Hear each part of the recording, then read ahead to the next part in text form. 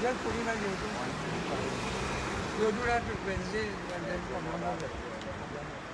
Right. Then you do that Friday morning or you will be up at the head of the page. How much that cost? 135 plus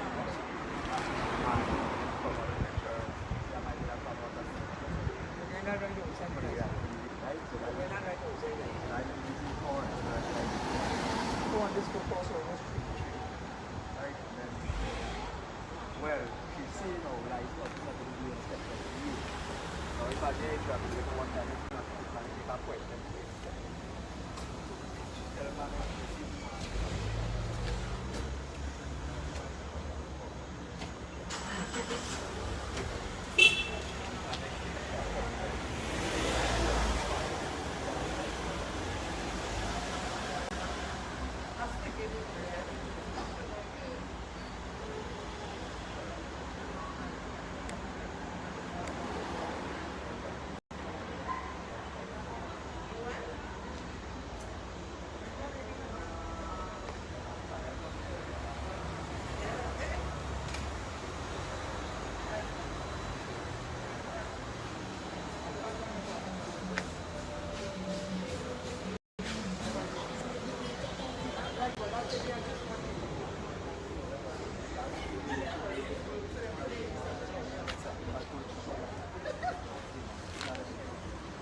I feel like this kind of food is guys. Yeah, let's take it up. Next week, I am one of the like that.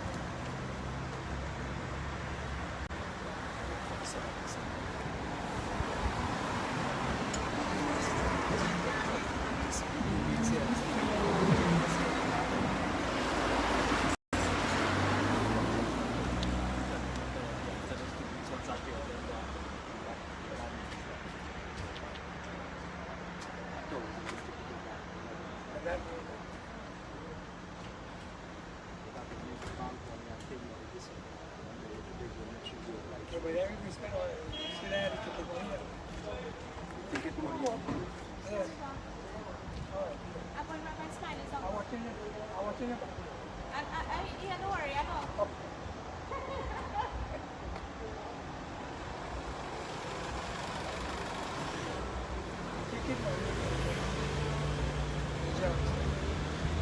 I still trying to make 50, but yeah, if I could still jog and make 50, right? What's that?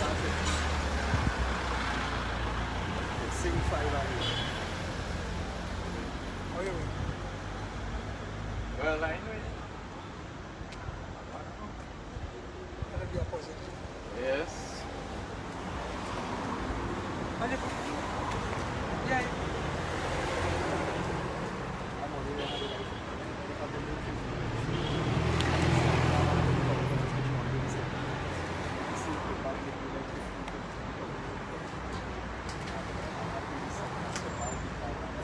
Kalau dua kit dok, apa yang mana? Mana sikit? Ada biwa? Oh, ada biwa. I try that shit. But first of all, when it comes to next week, I live in my boy. Feel like with that kind of doctor one, I don't know. No, we are talking about the doctor man.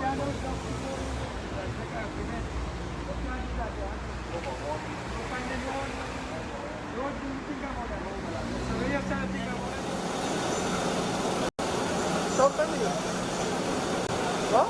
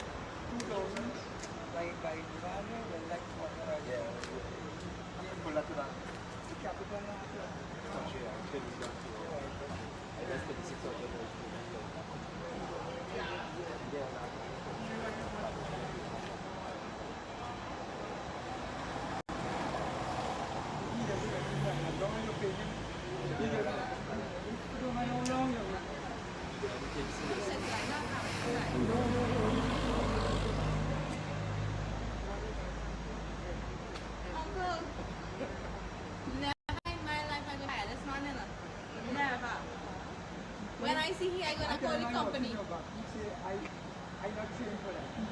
You come out to do professional. You come to no professional work. Very.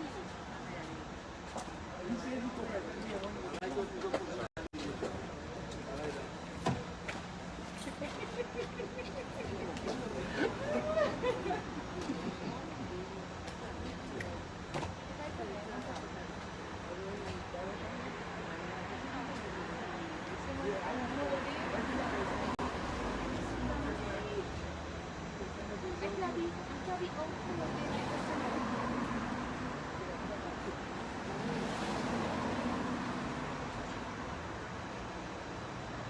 According to the time, definitely before 12 hours.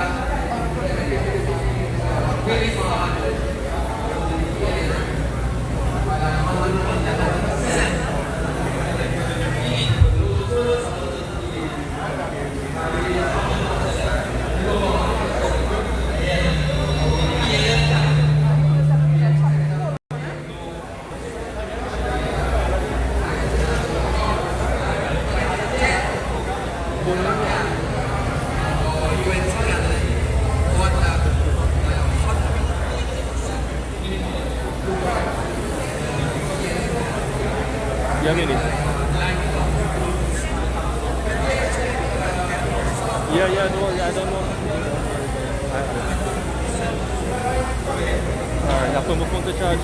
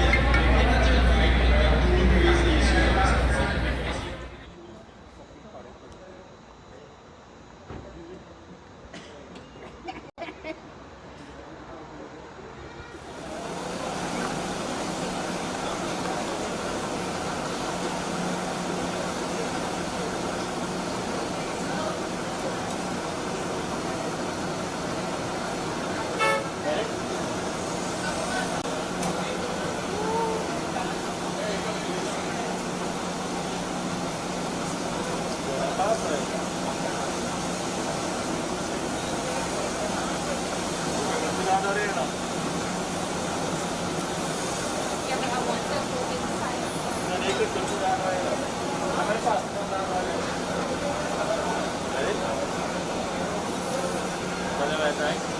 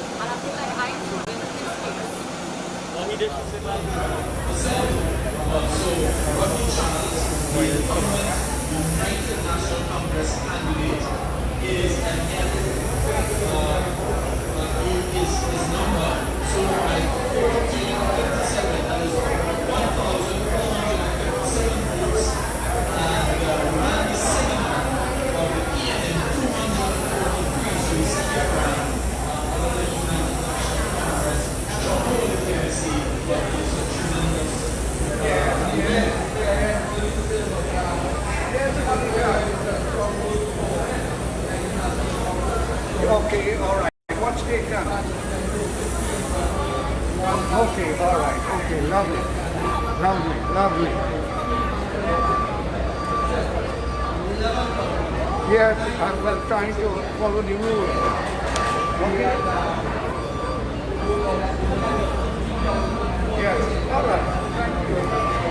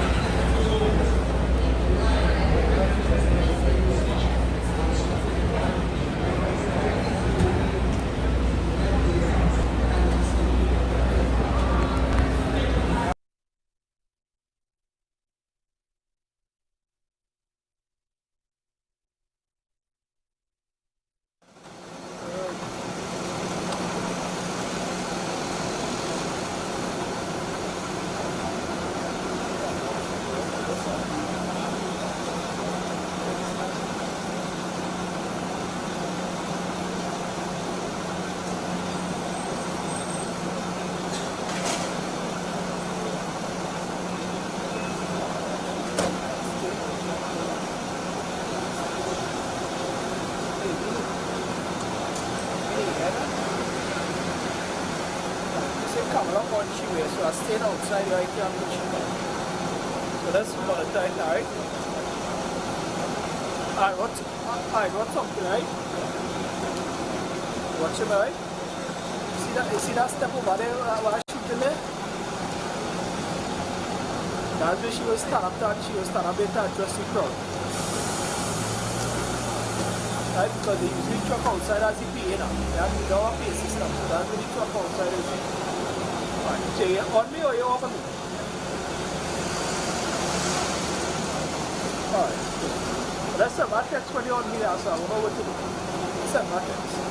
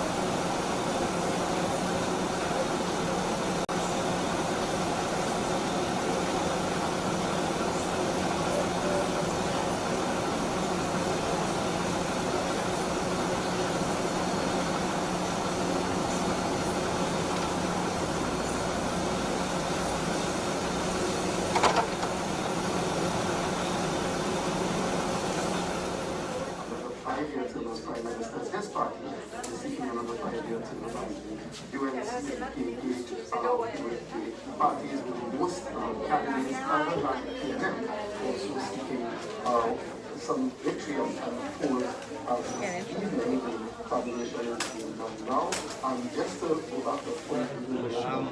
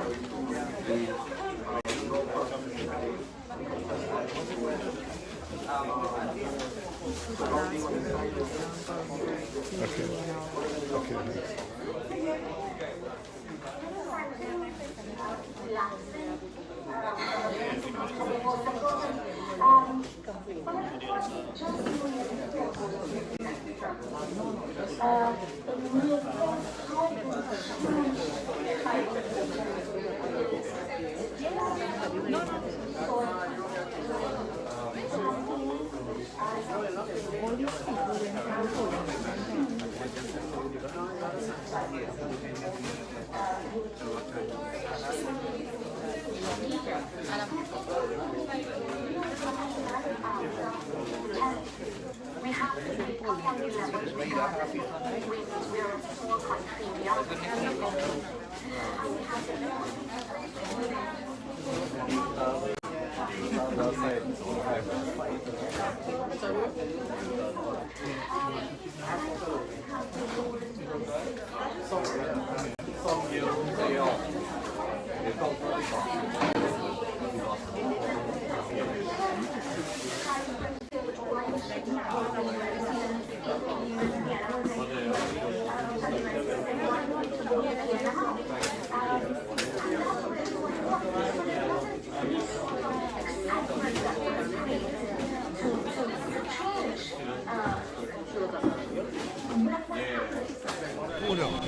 Very interesting battleground constituency.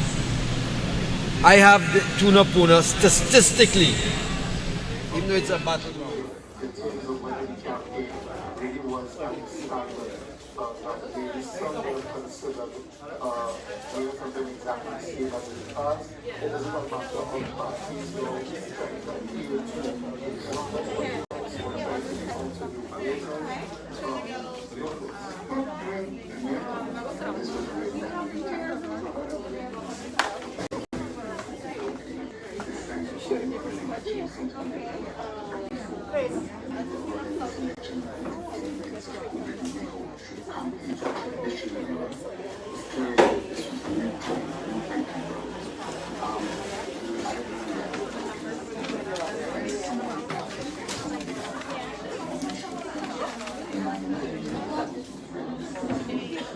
San Fernando West, Sean Sobers, the United National Congress, 209 to Faris Al-Rawi, the incumbent PNM candidate of 133, and Benison Jagasa for the PEP 00, and Nikolai Edwards of the PPC, whatever that is, that's 00. But there we go again. San Fernando West is another battleground constituency. That's another battleground. It's a tough constituency because Faris Al-Wari has put more money than you and I could count in that constituency. But that constituency, we are anticipating that's going to be a close race. You see, Brian, if I remember well, in the local elections, we made some inroads into the San Fernando Corporation. Very good point. And Sean was responsible for, partly responsible because for that. he was a coordinator, I believe. That's right. We got three. I believe it was three out of the 9, and we lost one by under 100 votes. Yeah, we lost 2 by under a combination of 100 votes, right? So we are in front here. It is early days still. It's early. That's going to be close. San Fernando West. Sean Sobers, the United National Congress candidate, 209, as against Faris Al-Rawi, the incumbent, and is a PNM candidate, 133 to Mr. Benison Jagasa and Nikolai Edwards of the PEP and PPC, respectively 000. That's going to be a tough race, eh? That race in San Fernando West is going to be very tough, I can tell you. Faris Al-Wari, who hardly visited this constituency in 4.5 years, have put a lot of PNM money inside that race, and we know about it. So it's going to be tough, but that looks good for Sean with that first. That's very promising. We're not sure which PD. I don't know which PD that came from, but could you I'm happy to tell see us that. about the stats for the San Fernando West? Yeah, let me just finish Tuna Puna quickly. And what is encouraging with Tuna Puna, even though the first PD that came in, we are a little behind. In 2010, Winston Dukaran, we won that by 2,297 votes, a 28% margin. So Tuna Puna, now even though Esmond Ford, and I can tell you Esmond Ford, the general consensus is that, well, people like he's a nice guy, but he has done very little for the constituency. And I mean, after all, Rowley didn't say respect the man and make the man. But David Natket is really like the times I walked in that constituency, he has gotten a tremendous amount of support, and I think David could take this Tuna Puna. You know? Oh yes. And that's another break. That's a breakneck. It's early days still. That's going to be a tough one there too. But we are hoping for it's the best. tough, but it's possible. It's an uphill Very task. possible. But I mean, David, right? The Goliath Slayer. Yes, the Goliath Slayer. You know, they call him King David, you know. Now that other one that came in with Shaw, and that was San Fernando. San Fernando West. San Fernando The incumbent is Faris El-Arawi. Right. I mean, you know, they say San Fernando West is a kind of bourgeois kind of constituency, I understand. Well, I'm looking at these stats. Oh, before I go on, another breaking news. Yes, we have Hey! Barataria San Juan. Come on, Saddam! Barataria San Juan. Saddam Hussein, the United National Congress candidate, 294. And Jason Williams of the PNM, 237 votes. Alberta Prudine of the PEP 11. So there we go, Barataria San Juan. Saddam Hussein for the United National Congress is at 294 votes, and Jason Williams, the PNM, 237 votes. Wow. Brian, I know you have a lot to talk about Barataria San Juan, because what was the win margin like in 2015? 15, yeah. Look, we have to hold on to this one, and I expect us to hold on to it. We are going to hold on to it. In 2007, it was marginal. In 2002, when Ford won, it was marginal. And in 2010, it was not marginal. In 2010, of course, Kamla Mania, Ford Can over Joseph Ross of the PNM. We took that with a win margin of 4,000. We have some more breaking news. Of course, Tabaquite. Tabaquite, well, that's expected. Our PRO and Senator Anita Haynes, 637. Well, that is not Leah Ramuta. No, that is Michael Seals. Michael Seals of the PNM, 31. Carl Henry of the PEP 3. So there we go. Tabaquite constituency of Tabaquite. Our United National Congress candidate, Senator Anita Haynes, 637 votes. To Michael Seals of the PNM, 31 votes. And Carl Henry of the PEP, 3 votes. That is expected. That's a foregone conclusion. Tabaquite has always been a loyal constituency to the United National Congress. And they have a wonderful candidate in Anita Haynes. Oh, yes. New blood, young, yes. Vibrant, very energetic, new yes. Ideas. And Tabaquite was very well served, I will tell you, by their former candidate, Dr. Suraj Rambachan. Oh my God. Did a wonderful job for Tabaquite. And hard worker. Congratulations to Mr. Rambachan for his service, and of course he is there to also guide the new blood with his experience, and he has a wealth of experience. But getting back to Barataria San Juan, I was going to give you some of those numbers.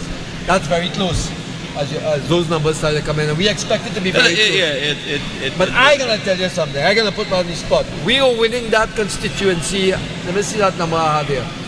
We are going to win that constituency, in my view, and I think I had put a percentage, by over 8.5%.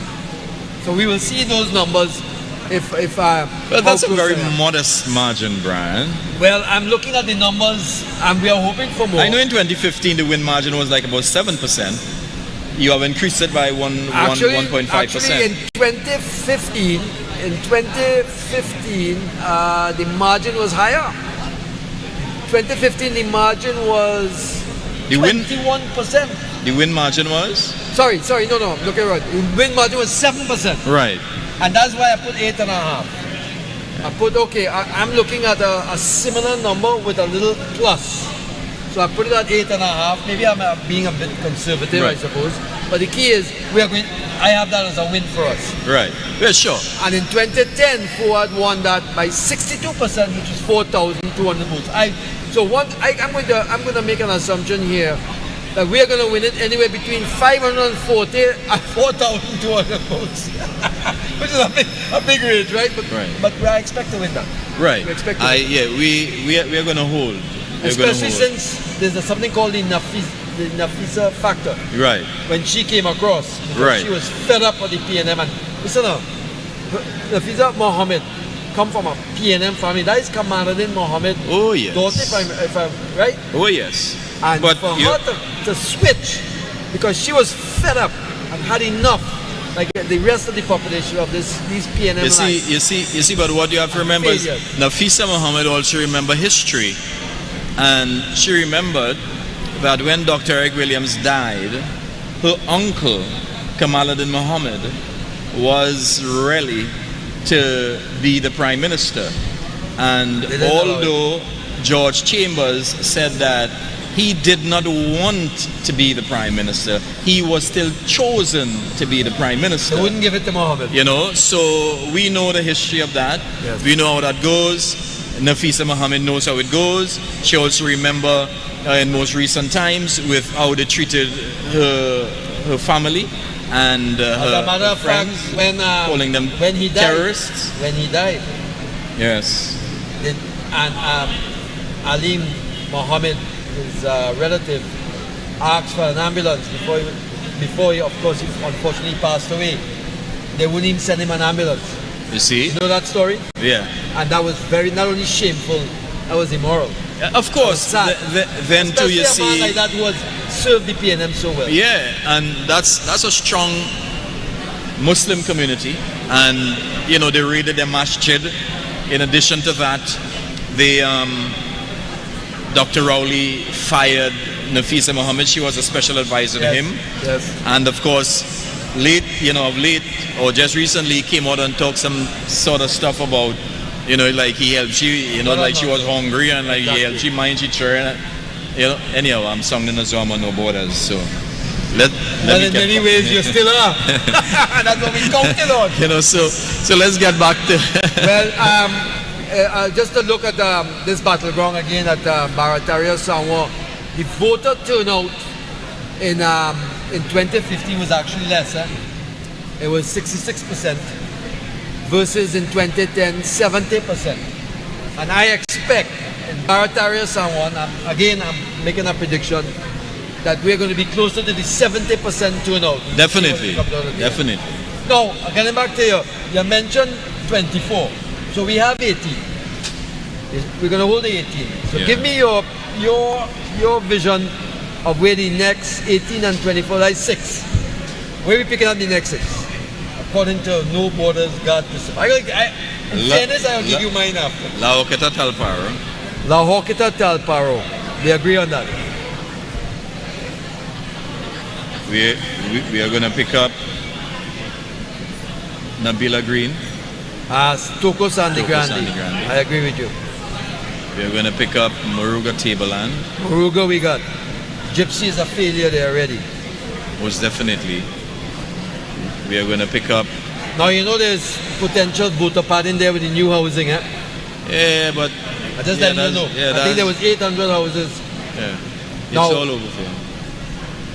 Now Moruga Tableland, before you go on, Moruga Tableland, boy, that was close. Before you go on, I'll just mention a stat here. Where is that? Moruga Tableland. Moruga Tableland in 2015, God, we lost that by just 533 votes.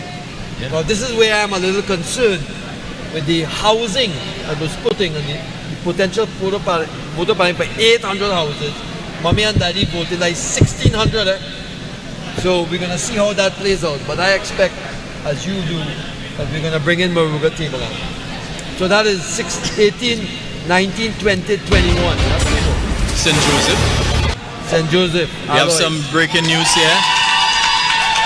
Well, it's expected. Well, Oropouche West. Well, we have some more breaking news, ladies and gentlemen. Oropouche West. Dave Tanku of the UNC, 2,063 votes. Or Leah Ramuta, 117. And Sasha Ali of the PEP, 39. So there we go.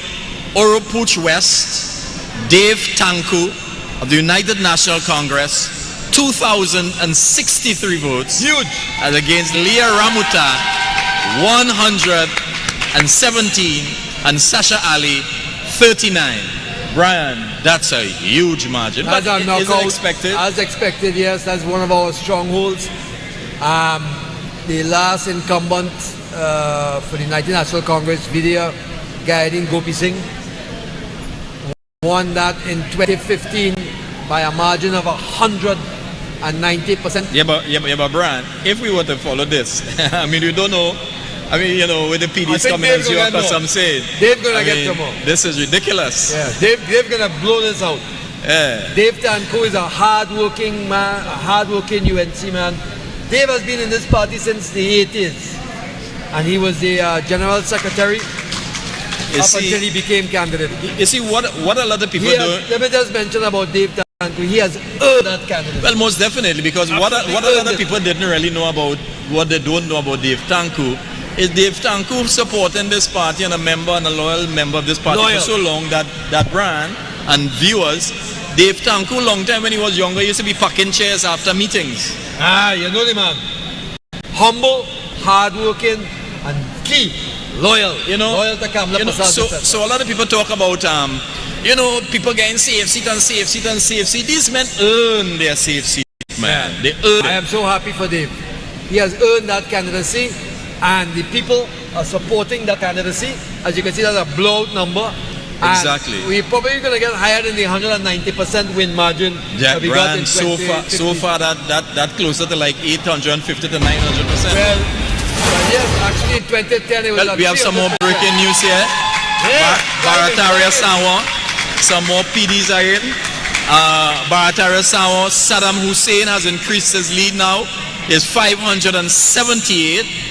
Jason Williams 410 and Alberta Prudine 17.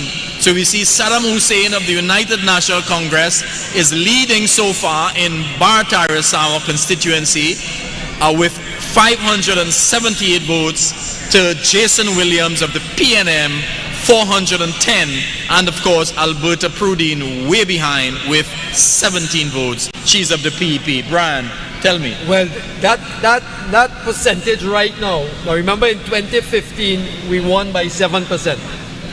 In 2010 we won that constituency by 62%, and this margin right now is at 40%. If that continues along the same path, we're looking at a 2010 kind of result. Brian, that's why I told you the 8.5% is a bit modest, but it's early days still. Let's see how it goes. All right, let's see how it goes. Okay, so again, so 40%. That's a 40% increase. Looking good for Saddam. So again, ladies and gentlemen, and those of you who have the 6.2 thousand viewers who are looking at us on Facebook right now, we have Saddam Hussein and the constituency of Barataria. How many? We have 6,000. 6,000? Well, 6,300 now. Okay, folks, share it. Let's go up to 10,000. Okay, ladies and gentlemen. So there we go. We are doing a lot better so far than 2015. So far in Barataria San Juan. So we're going to hold. Barataria could come in at a 2010 kind of lead. Right. So it's 40% now. There was a 62. Let's see how consistent that. Right, but my prediction, Brian. All right, so hold on. Let's get back here. So was really a 25% on this win margin. Yeah. A 25%. You could be right, huh? Yes. You could be very right. All right, we will hold you to that. I taken it. So we have 18. So La Hoqueta, Toko Sangre Grande, Moruga Tableland, St. Joseph. So that is 1, 2, 3, 4. That's 22. 22. Mm-hmm. You're looking for 2 more. What's the other 2? Well, obviously Tuna Puna and San Fernando West. Tuna Puna and San Fernando West. Yeah, that's my 24. You know, so to be quite honest, I think we are going to take all of the marginals.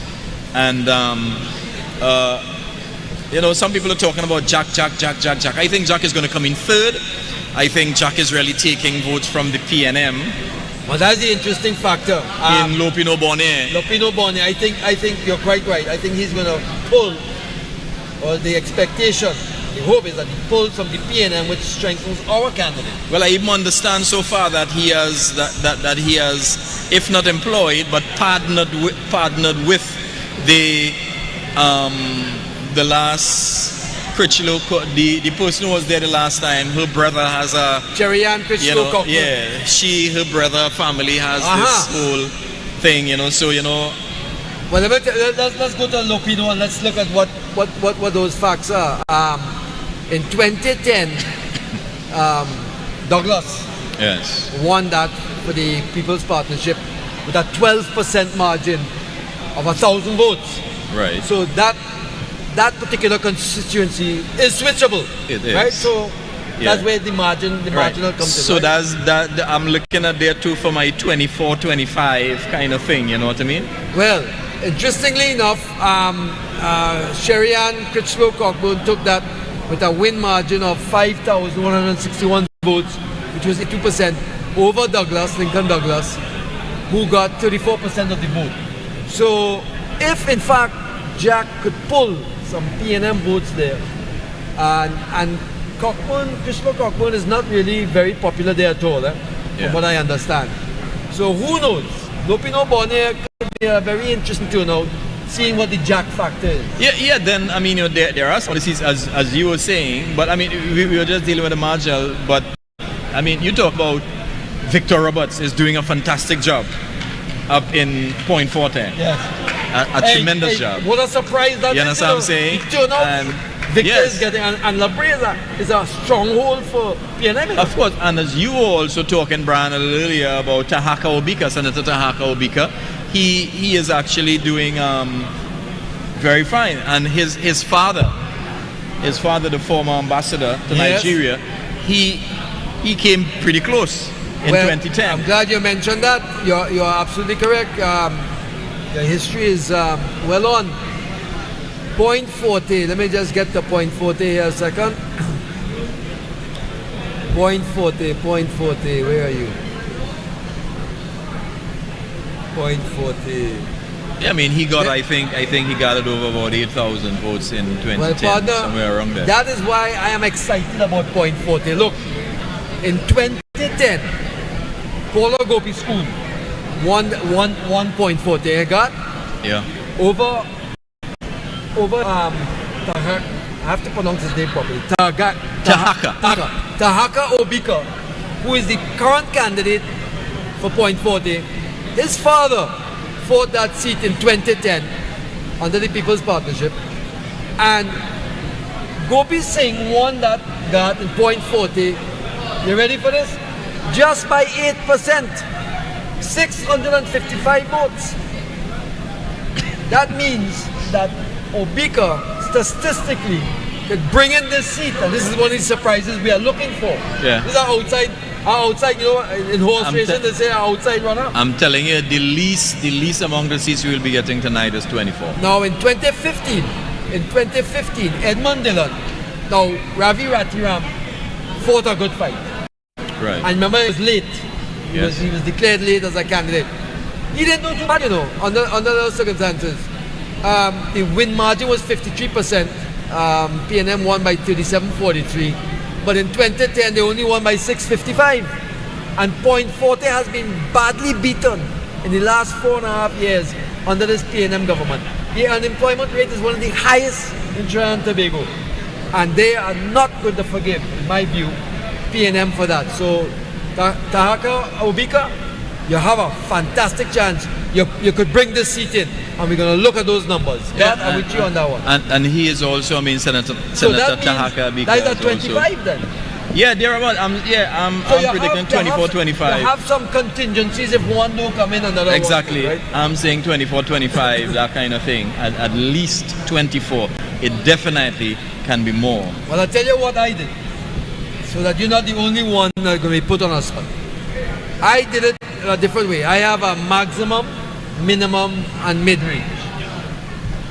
For the maximum I have is 26, which will give us 26 seats, PNM 15.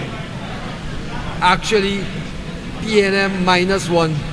We get 26, PNM 14, and Watson with 1 in Tobago. A minimum of 21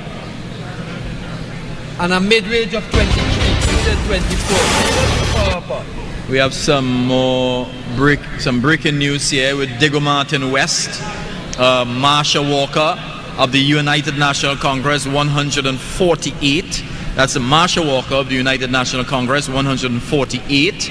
Where Keith Rowley, the incumbent and Prime Minister, 456 votes.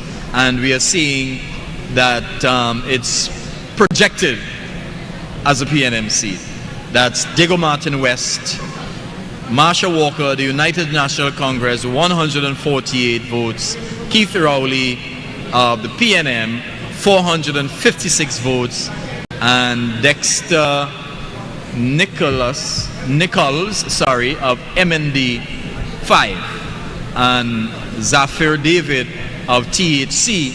So many parties. I don't even know them. Zero. I'll get for the first time about THC and all. I'll get to the name so that we just pass it on. But okay, you see 456 and 148. That's almost 250% lead. Right, and that is consistent with 2015. Keith Christopher Rowley won that over the PP candidate Avenel Hector. Yeah, by 277%.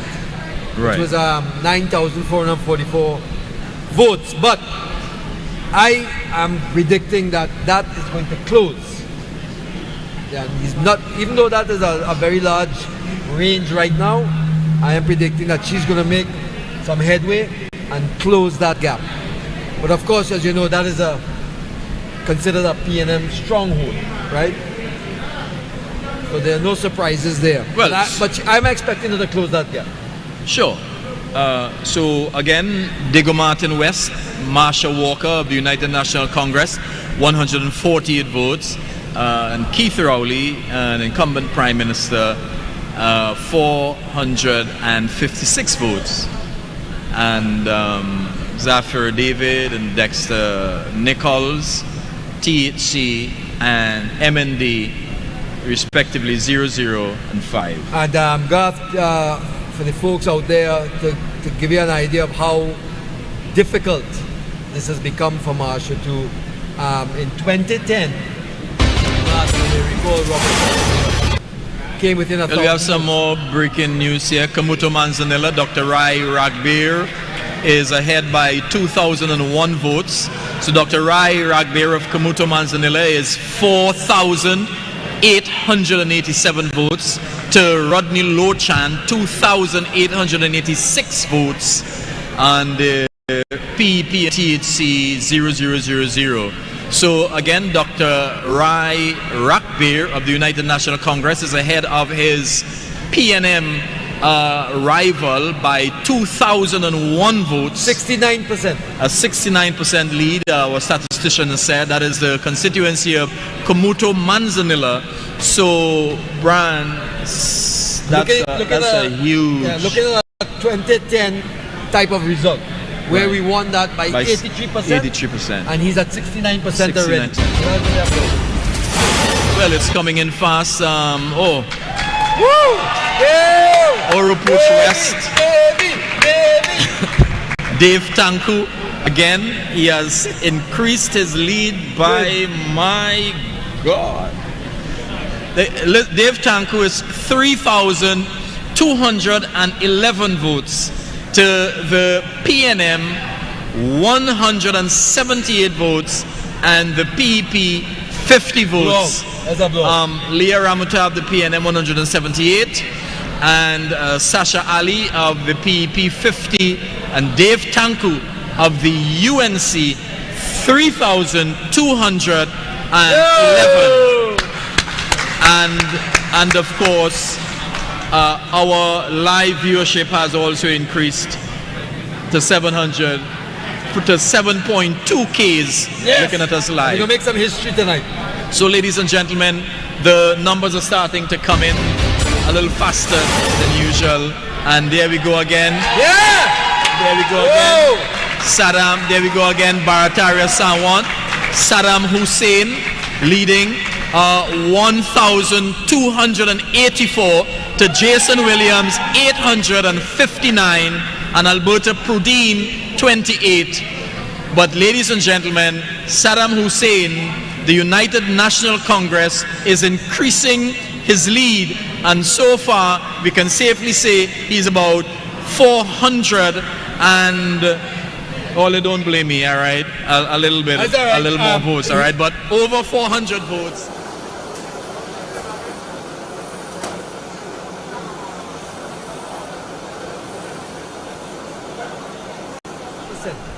There we go. 49%, where 2015 was a 7% margin, 2010 a 62% margin win. We're at 49%. This looks very good for Saddam Hussein.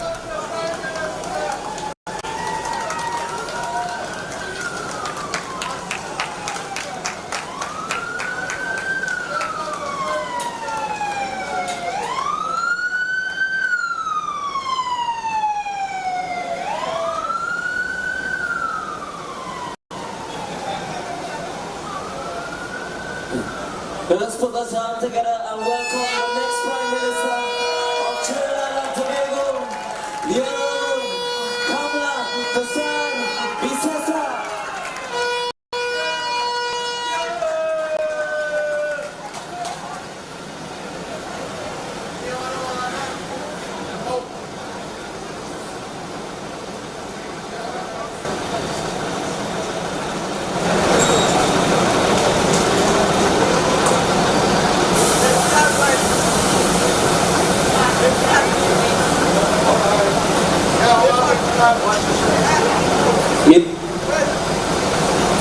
Music.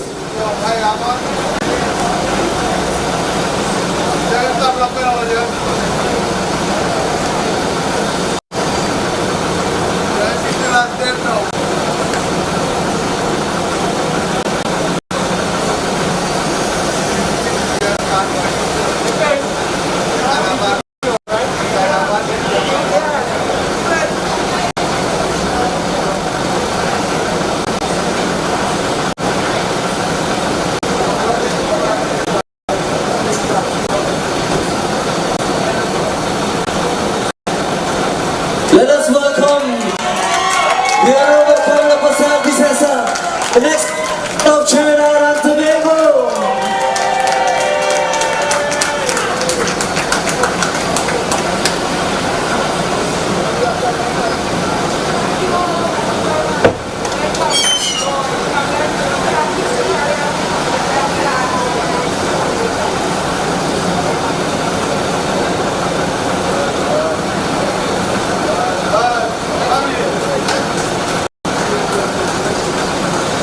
Thank you, Sapara. We declare the Sapara seat a UNC seat tonight.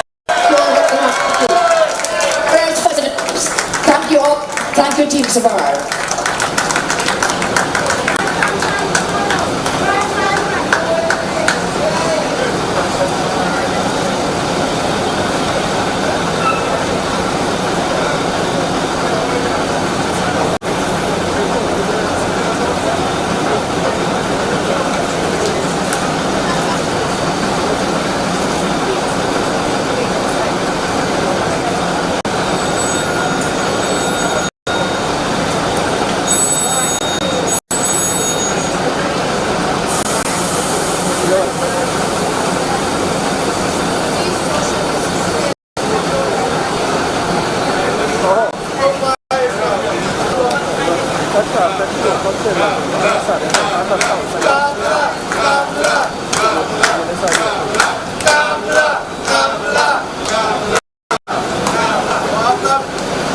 Yes, and we all remember to maintain social distancing, please, and remember to keep on your mask at all times.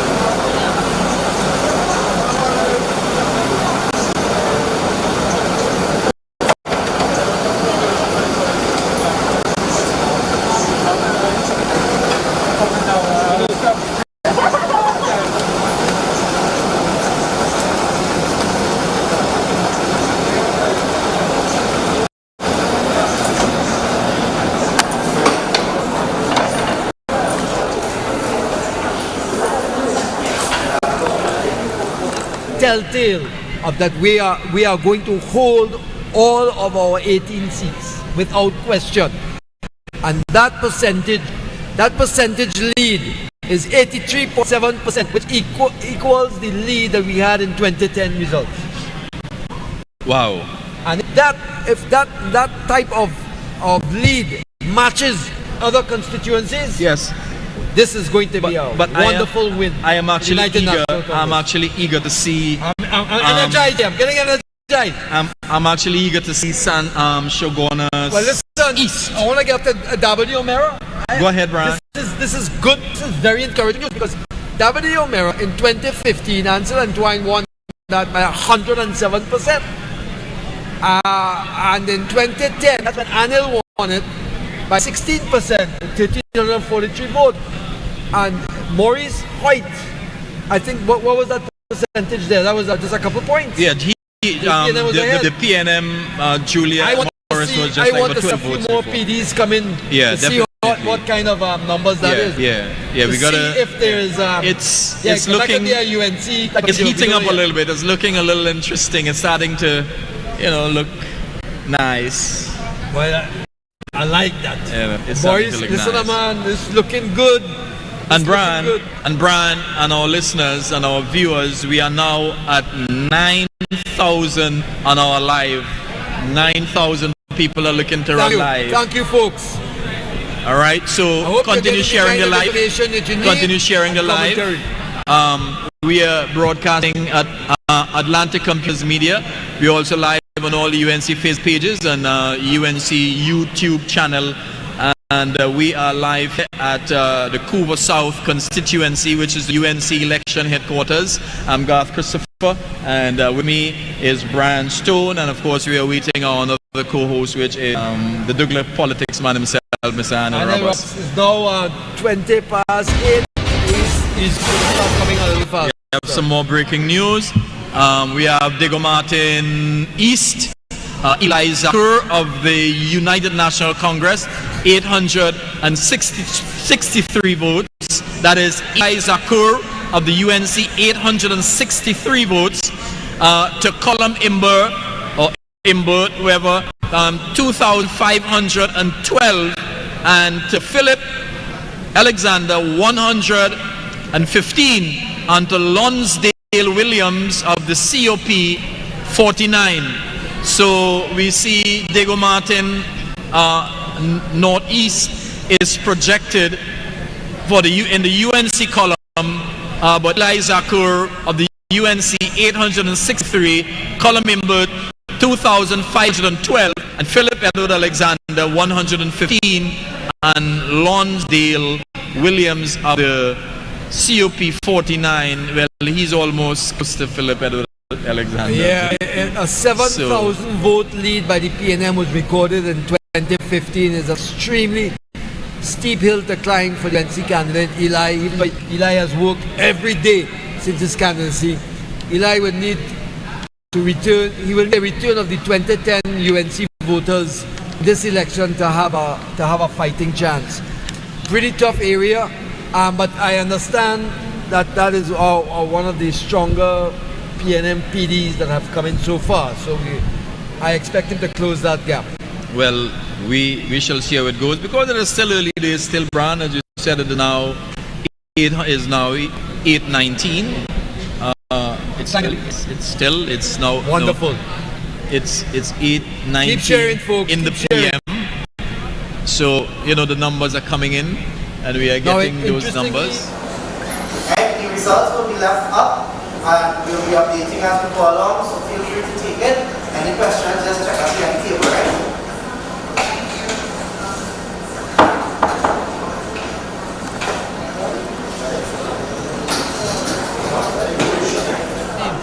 It didn't do so well.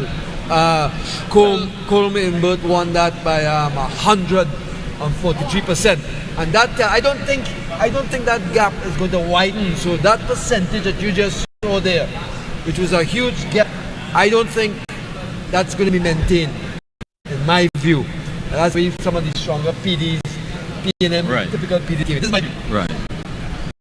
Okay, so ladies and gentlemen, you are viewing a live broadcast of the election results at United National Congress election headquarters right here in the constituency of Couva South, and the election results are coming in fast and furious. We see in one of Brian Stone's battleground constituencies of Barataria San Juan, Saddam Hussein is leading by a huge margin. It is expected Brian to hold within that 60% win margin. I know it's too early, but we're winning that. We're winning that. We're winning that convincingly, apparently. Yes. My 8.5% win margin was very conservative. But here's one of the latest polls that came out. Interestingly, let's compare some polls. We're going to compare these polls to the results at the end. What are you talking about? Those PNM polls? No, this was a new poll that came out by AZP News. That new PNM poll. Well, I'm not sure if this was I don't know, because it came out more balanced. And interestingly, the poll mentioned that in percentage-wise, like for example, La Joquita Talparo, where those PNM nonsense polls was coming out, the PNM was way ahead. La Joquita Talparo was tipped by the poll at a 38-36 in our favor. Also was Moruga Tableland 37-34%. Also was St. Joseph 43-40. There's our 3 for 21 seats. This was the ACP poll. I don't know if you saw this. This just came out, you know. This was the 7th of August. That's just a few days ago. Right.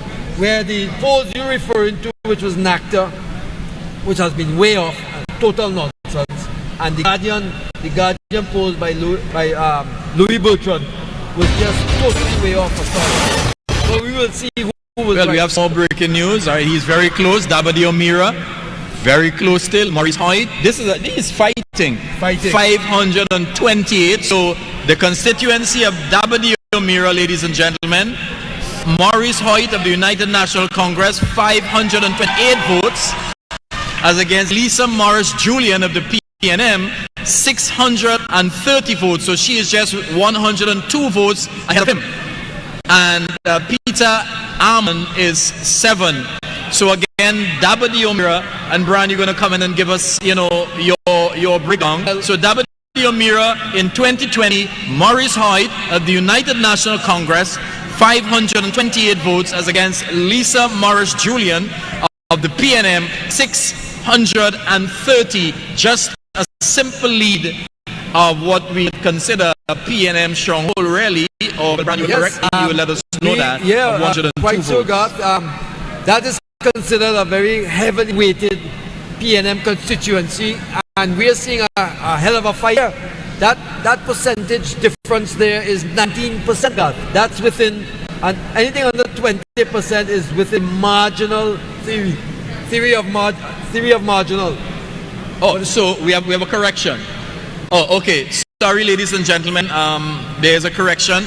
The Dabadi O'Meara constituency, Maurice Hoyt, is not 528, but it is 328, and Lisa Morris Johnson is 630. So she's like about almost 100% ahead of him so far. But we know, is things are going to change as the night goes along. Okay, but well, it's there. Okay, that correction, that was a corrected number. Okay. Yeah. All right, but that is showing more of the 2015 result, where the incumbent there, Ansel Antoine of PNM in 2015, had a 107% win margin, and this right now, Maurice versus Lisa Julian for PNM is showing at about a 92. She has a 92% margin. So let's see how these PDs come in to see if gap gonna be closed. It's early days, I'm man. not seeing a surprise there. We have some more breaking news. Whoa! Well, of course, Sipari, ladies and gentlemen. That's the constituency of our great leader, the Honorable Kamla Prasad-Bissessar. She is 10,400 10,471. Let me repeat that. 10,471 to Rebecca Dipnerine, 2,966 votes, ladies and gentlemen. So Kamla Prasad-Bissessar, the Honorable and soon-to-be Prime Minister, 10,471, and Rebecca Dipnerine, 2,966. She is of the PNM. Well, interestingly, that lead, if it's consistent and continues, is a greater lead than in 2010 and 2015, which shows that the Honorable Kamla Prasad-Bissessar is even more popular and more supported in the constituency as Siparia. Well, well done, Madam Prime Minister. Well, Bran, that was a 353% lead right now, as opposed to 2015, which was 213, and 2010, 275. So she's gaining. Most definitely, and we are awaiting the. And I'm not surprised with that. We are awaiting some of those battleground seats. Ladies and gentlemen, we are awaiting some of the more, the battleground seats and the more hotly contested one. So again, we see Kamla Prasad-Bissessar of the political leader of the United National Congress, 10,471 to Rebecca Dipnerine, 2,966. Young lady, you put a number. All right, you're doing fine. All right, that's Rebecca Dipnerine of the PNM, 2,966, as against Kamla Prasad-Bissessar, 10,471. She is a long-standing incumbent MP for the beautiful constituency of Siparia. Listen, we passed through Siparia yesterday. Man, I love that place. I didn't know Siparia, like the tongue of Siparia is really like on a kind of mountain ridge. I mean, it has a lookout in Siparia as well.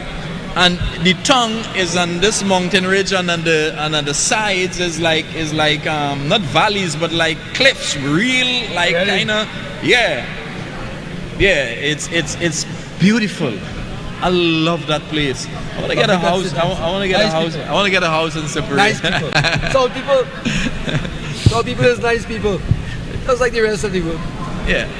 Ladies and gentlemen, you are viewing the Atlantic Computers Media, and of course we are also live on all Facebook pages of the United National Congress and on the UNC YouTube channel.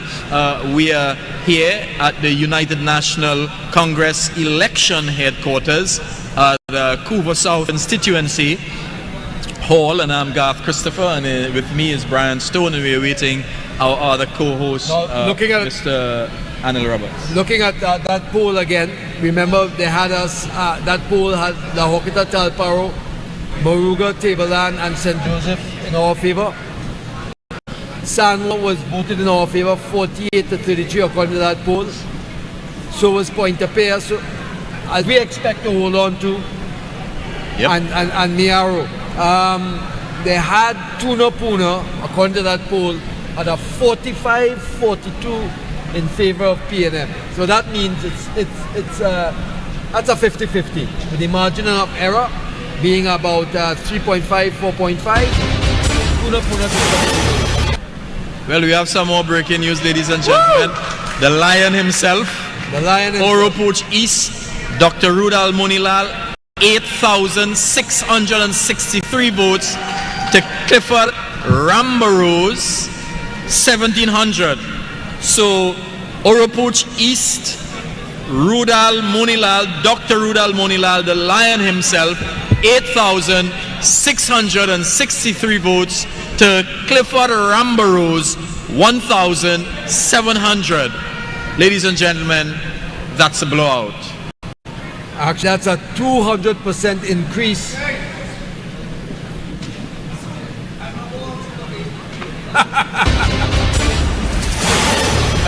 That's Uncle Joe. Uncle Joe said that's his boss. Okay, Joe. In 2015, Rudy took that with a 300% margin. Currently, that margin is at just over 500%. So Rudy has increased his margin. Well, ladies and gentlemen, we have some further results. Barataria San Juan against Saddam Hussein. It is our seat. We are just holding the seat. So Barataria San Juan, Saddam Hussein 3,811 to Jason Williams's 2,671 to Alberta Prudine 83, and she's of the PEP. A little again, and she is doing better than her political leader. But Saddam Hussein 3,811 to Jason Williams PNM 2,671, and that's the constituency of Barataria San Juan. So we are holding very firmly to that constituency, ladies and gentlemen. A 43% margin there in our favor. 43%. Well, we are doing very well in Barataria San Juan. I am waiting to see the constituency of Shogunas East, Pointe-a-Paix, and La Hoqueta Talparo, and of course the other marginal constituencies. We need to see Maruga Tableland and St. Joseph. Yes. I'm anxious to see St. Joseph. Now, let me tell you about St. Joseph. St. Joseph is what is considered a bellwether constituency because of the large cross-section of swing voters from different, that's the kind of demographic that gives you a good feel for how the elections go. So I'm really interested and curious to see the first set of numbers that come in from St. Joseph, and of course La Hoqueta. We haven't seen any numbers from La Hoqueta yet. No, we haven't seen those numbers as yet, but definitely we know what's going to happen here. Foster is not coming, but he is going, ladies and gentlemen. Foster is going. Yeah, and I mean, I'm looking forward to that. I'm really looking forward. Definitely. To that. I mean, Dr. Keith Rowley said some ridiculous things that he just insulted the people. Talking about pak choy and lettuce. No, listen. When I heard that and stuff like that, that was condescending. That put down the youth who was working hard in the agriculture, and he called it pachoy. It was what, pachoy workers? Yeah. That was, and that has a racial tone to it. Yeah, I mean, the guy is something else. I mean, I didn't want to talk about that, God. That's really gets me he's even angry. talking. Listen, I mean, the guy is so insensitive and so uncaring. You're talking about La Hoqueta Talparo people on the boulevard there. They flooded out, and the candidate Jolene John, the big sister of our nation, as I say, she, sought assistance. And of course, we have some breaking news. Tabaquite again, Anita Haynes, the United National Congress, 6,928 to Michael Seals of the PNM, 2,452 to Carl Henry of the PEP, 128.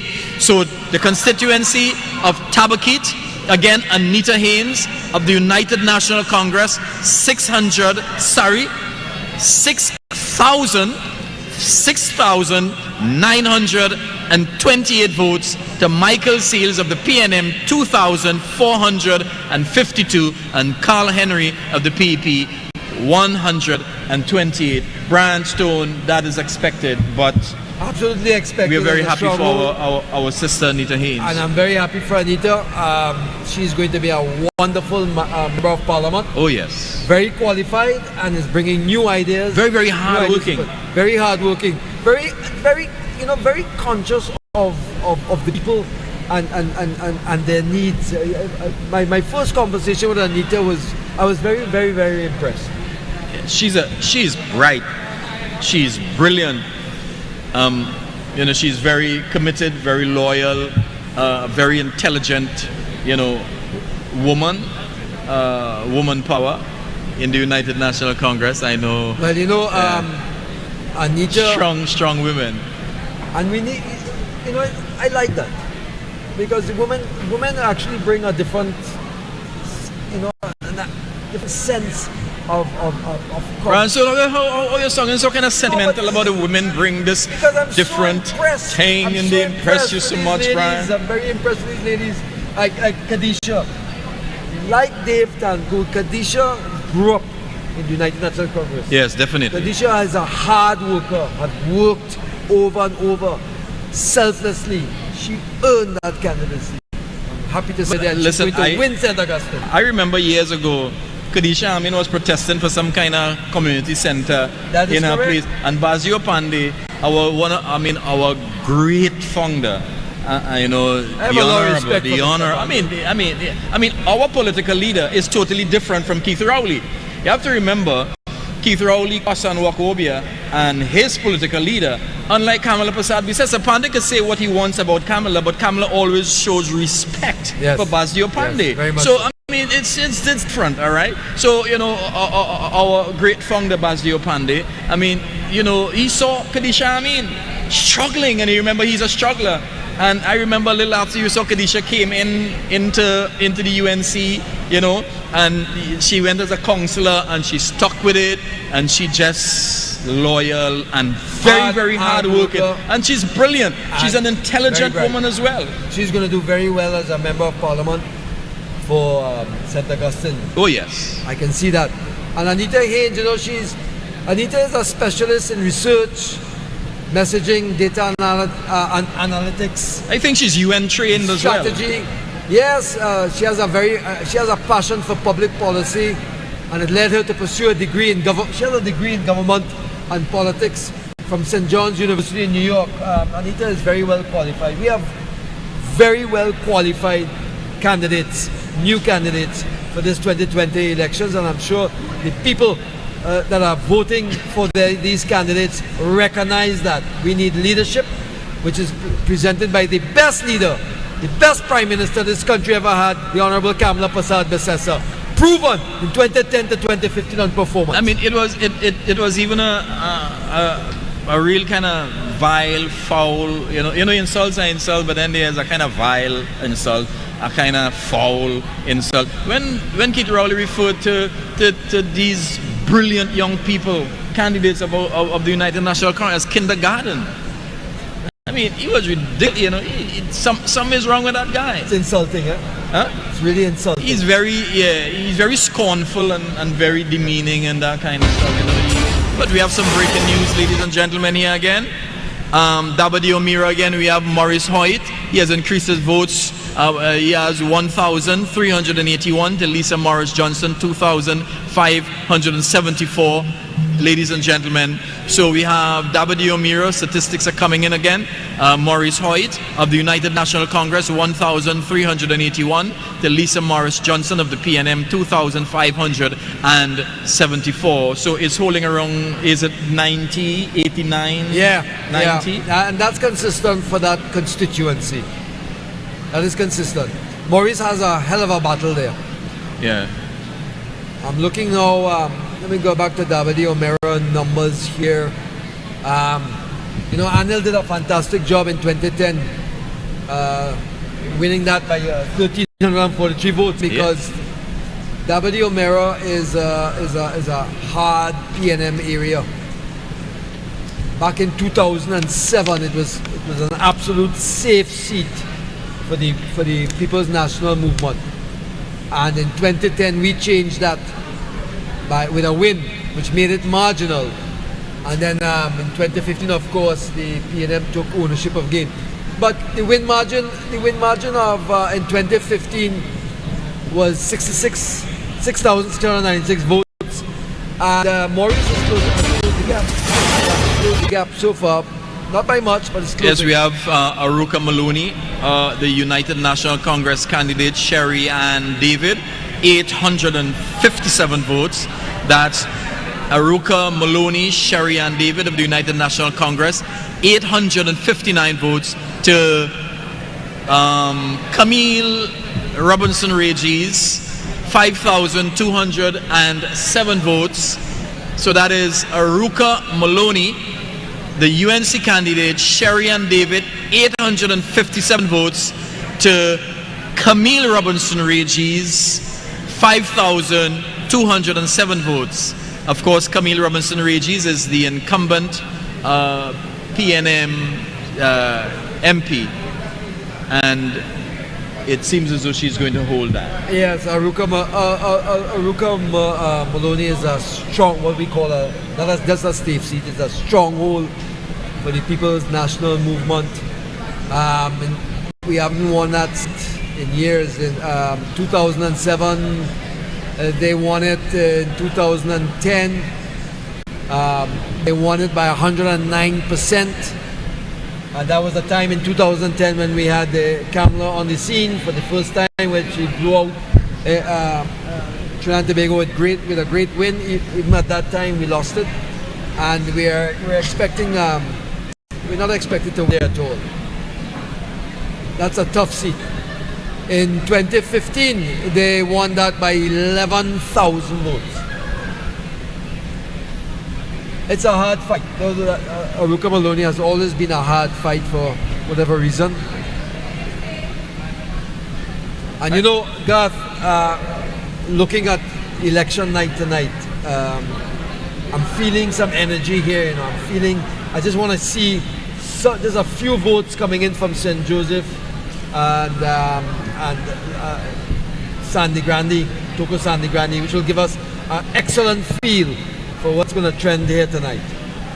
Yes, and you know, because you realize the polls that came out, except for the AZP poll, the polls they're not even sure exactly which way they're going when you compare the both polls. Eh? Yeah. Those are PNM polls, and now, wow. Barataria San Juan, ladies and gentlemen, Saddam Hussein again has constantly increasing his votes. I mean, 4,956 votes for Saddam Hussein.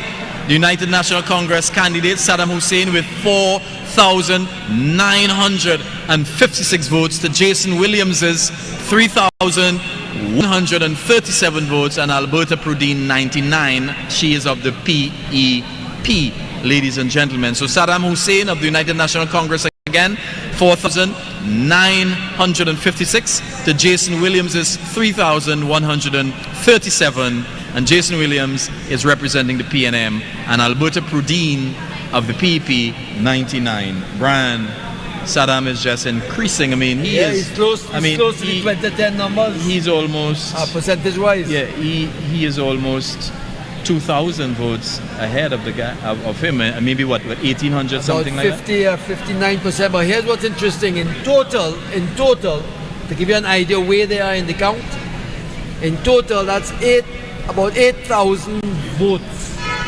in total, right? 8,093. Be sure now. The last set of votes cast. Okay, we have Rushton Parry here, Mayaro.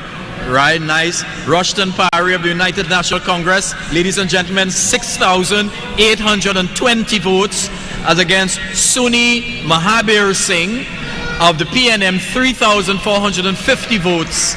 So again, the constituency of Mayaro, the incumbent United National Congress, Rushton Parry, 6,820 votes to Soni Mahabir Singh of the PNM, 3,450 votes. And Brian, we're seeing that is almost 100%. Almost, it's like about 99-point-something% or maybe 99% or so. Yes, you're quite right. It's actually 97%.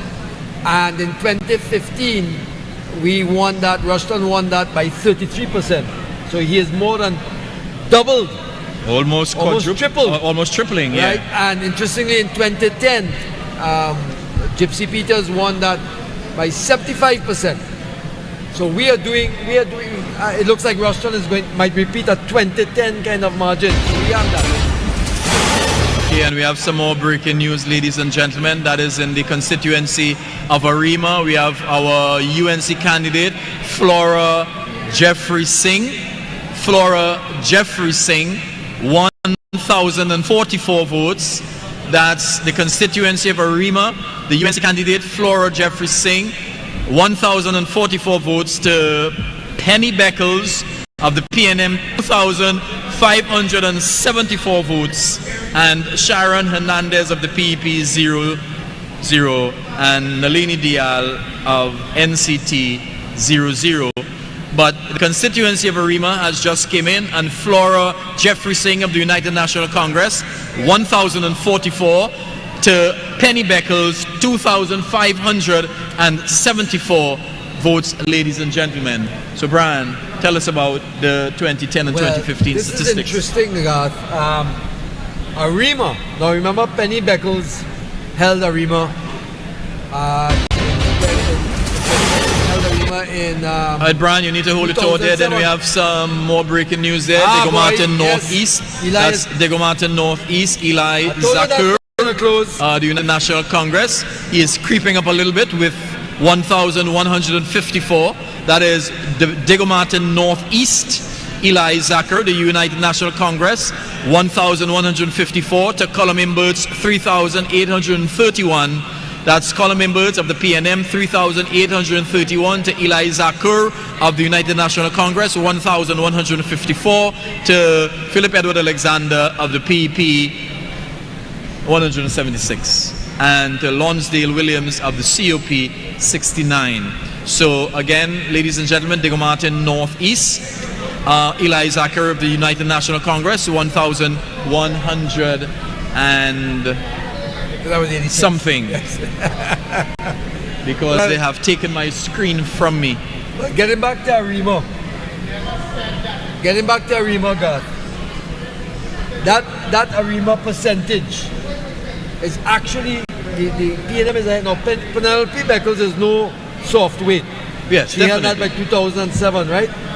And in 2015, Anthony Garcia defeated Roger Samuel with 138% win margin by, it was about 6,300 votes. Interestingly enough, at this Arima, the margin was only about 59%.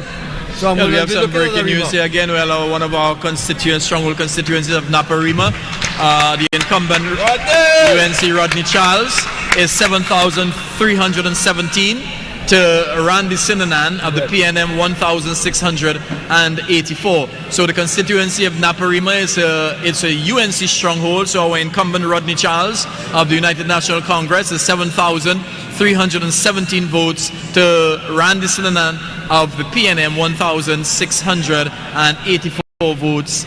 It's roughly 5,000 plus ahead. So ladies and gentlemen, and of course we are up to 9,400 on our live viewership on Facebook, ladies and gentlemen. And we have some more breaking news coming in. Anita Haynes, Tabaquite, Anita Haynes, 7,923. To Michael Seals, 3,308. To Carl Henry, 156. So the constituency of Tabaquite, again, it's a UNC stronghold. Our Anita Haynes is 7,900, sorry, let me say that again. Tabaquite, Anita Haynes, UNC candidate, 7,923 votes to Michael Seals of the PNM, 3,308 votes to Carl Henry of the PP, 156.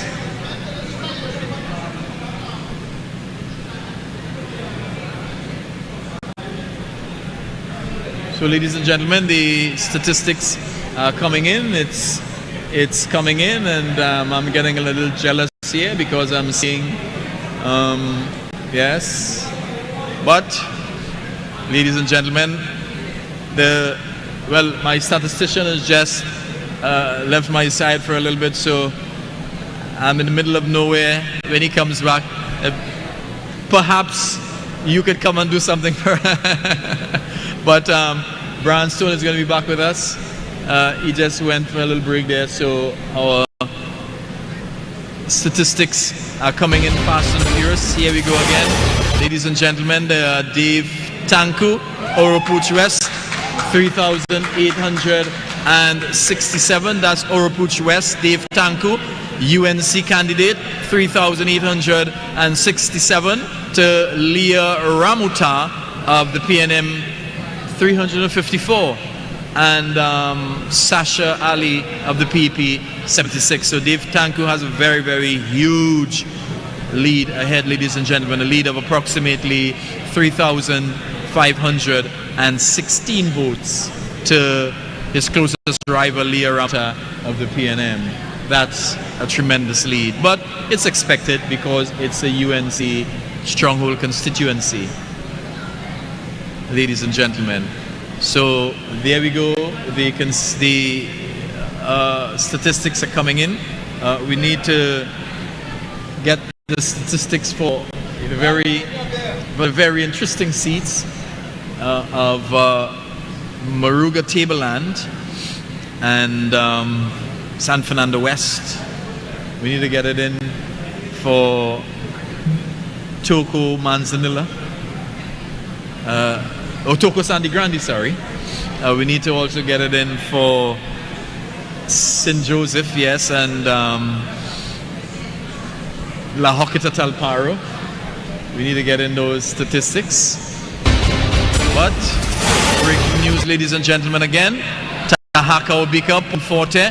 Tahaka Obika of the UNC, 2,872 to Kennedy Richards, 4,509. Keisha Ramsundar, 29. She's of the PEP. That is Kenisha let me say that again. Kenisha Ramsundar of the PEP, 29. Kennedy Richards of the PNM, 4,509, and Tahaka Obika of the United National Congress, 2,872, and that is pretty close still. You know, we need to know where these statistics are coming in from. But Tahaka Obika of the United National Congress is coming in at 2,872 so far. To Kennedy Richards of the PNM, 4,509. To Kenisha Ramsundar of the PP, 29. So there we go. That's the constituency of Labre, or Point Forte, sorry.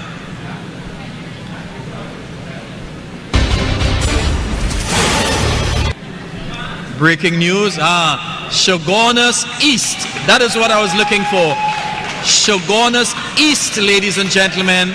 A battleground district of Shogunas East with Mayor Vandana Mohit of the United National Congress with 4,779 votes, to Clarence Rambarat of the PNM with 3,497 votes, and Robert Gibbs of the PEP 109 to Sharaz Khan of No Name 000. But Shogunas East is a battleground constituency, and Mayor Vandana Mohit is leading by over 1,300 votes with 4,779 votes to Clarence Rambarat 3,497. Ladies and gentlemen, this is good. And we see Robert Gibbs of the PEP 109, and the goat and sheep farmer Sharaz Khan 000. Is he a MSJ, or he went up on his own? Anybody knows? And of course, our live viewership is climbing. It's now 9,700. Of course, we want to reach to like about 20,000 tonight. So let's cross the 10,000 margin first and maintain that on up. All right. So Shogunas East, Vandana Mohit, the United National Congress, 4,779 to Clarence Rambarat of the PNM, 3,497 to Robert Gibbs of the P 107, and Sharaz Khan yet to score a vote. And of course, we have some more breaking news. Diego Martin Central, ladies and gentlemen, John Lakis of the United National Congress, 1,350 to Simon de Nobrega of the PNM, 4,601, and Felicia Hall of the PEP 00, and Gavin Nicholas of the MND 00. So, ladies and gentlemen, Diego Martin Central John Lackey of the United National Congress is 1,350. To Simon de Nobrega of the PNM 4,601, and Felicia Old of the PEP 0, and Gavin Nicholas of the MND 0. So Diego Martin Central, ladies and gentlemen, is projected to be under the PNM's column. It's no real surprise, and our statistician would have told us exactly what transpired, what the numbers were in 2010 and 2015. And we have some more breaking news, ladies and gentlemen. Princestown, the very first constituency that we announced tonight, the constituency of Princestown, Barry Pattert of the United National Congress is 8,266 votes to S. Babulal of the PNM 3,290 votes. So actually Barry Pattert is almost 5,000 votes ahead of Ms. Babulal. So that's, and of course Princestown has been registered as a win on the United National Congress's column. And there we go. Oh my God. Barataria San Juan, ladies and gentlemen. Barataria San Juan, we are holding Barataria San Juan very firmly. Saddam Hussein, ladies and gentlemen, of the United National Congress, 5,218 votes to Jason Williams of the PNM, 3,397, and Alberta Prudine of the PEP, 103. That's Alberta Prudine of the PEP, 103. Jason Williams of the PNM, 3,397, and Saddam Hussein, 5,218 votes, ladies and gentlemen. Barataria San Juan holding firm. UNC, Brian. Alla boy Saddam, take him all. Saddam Hussein, listen on, let me tell you something. That's about 50% of the votes, approximately 50% of the votes cast comparing to 2015. And Brian, so I need to interrupt you very quickly and announce that we have now crossed the 10,000 live viewership margin. 10,300 people are looking at us live on our broadcast here on Facebook. So Brian, go right ahead. By the way, that is a historical number. Yes. Brian, before you go ahead again, we have some more breaking news. Rushton Parry, Mayaro, Rushton Parry of the United National Congress, 8,549 to Sankar Mahabir Singh, 5,331, Brandstone, and we can almost UNC projected. Yes. I was just about to say it's because when you compare the total amount, Brian, of votes cast, you would realize that we can project that under our United National Congress column. That is about 13,000 votes, and Mayaro in 2015, total votes cast in 2015 was 20,000. So yes, we can declare Mayaro a win for the United National Congress. So we're just awaiting. I mean, you know, we are holding our seats. Vandana Mohit of Shagona East is holding very firmly as well. She's about 1,200 ahead of Clarence Rambarat. That is a very, very good sign. And you know some of those Guardian polls and polls at Shagona East. And of course, some more breaking news. Oropouche West, Dave Tanko, 5,849. That's our UNC candidate, Dave Tanko, 5,849 to Leah Ramuta of the PNM, 763. Ladies and gentlemen, Dave Tanko is almost 5,200 votes in front, 5,100 votes in front of her, and Sasha Ali of the PEP has stalled on 106. Ladies and gentlemen, Brandstone. Shagona's East was considered a manal, and it was of course weighted at UNC, and that's a seat we had to hold. Vandana Mohit is going to take that seat, God, convincingly. Of course, kudos go out to the past Member of Parliament Fazal Karim, who did a fantastic job. Oh yes. In Chaguanas East. Yes.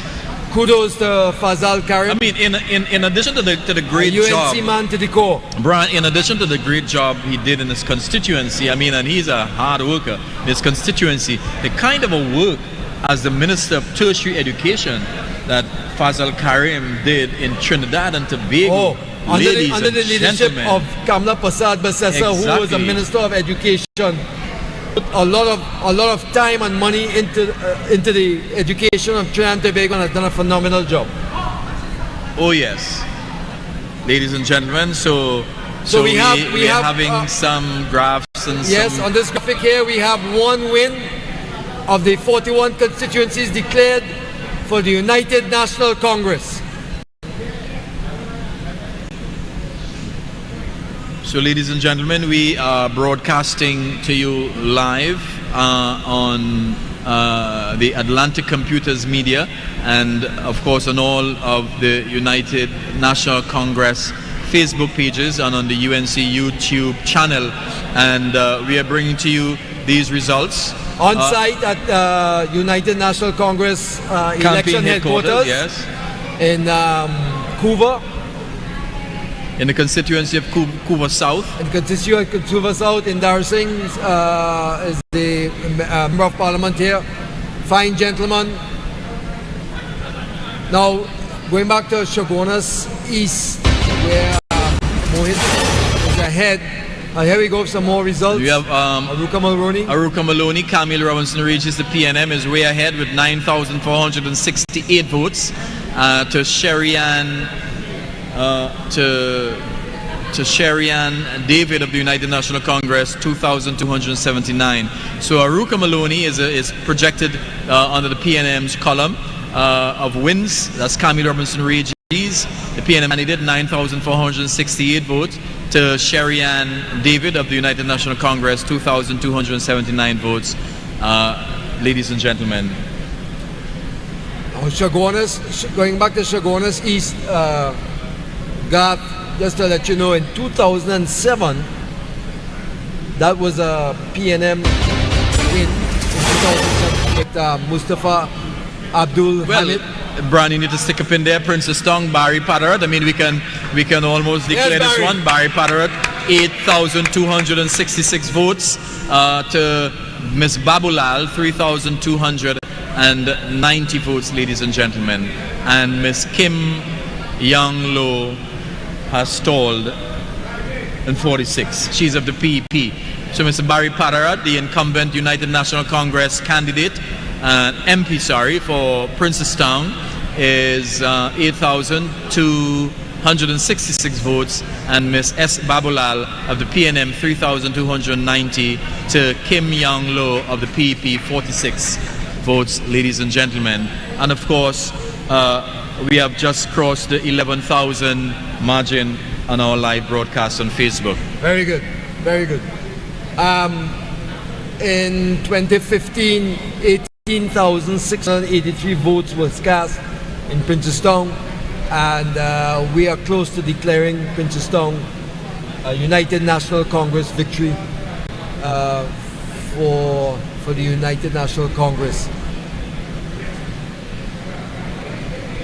I am seeing that some play here in some of these PNM strongholds, some of these PNM marginals that have weighted the PNM.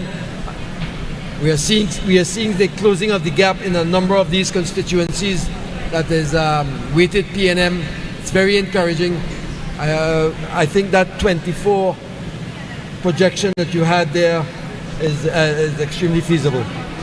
Well, Brian, I'm on the ground, man. You're on the ground, Gav. I'm on the ground, No Borders is on the ground, ladies and gentlemen. You know that.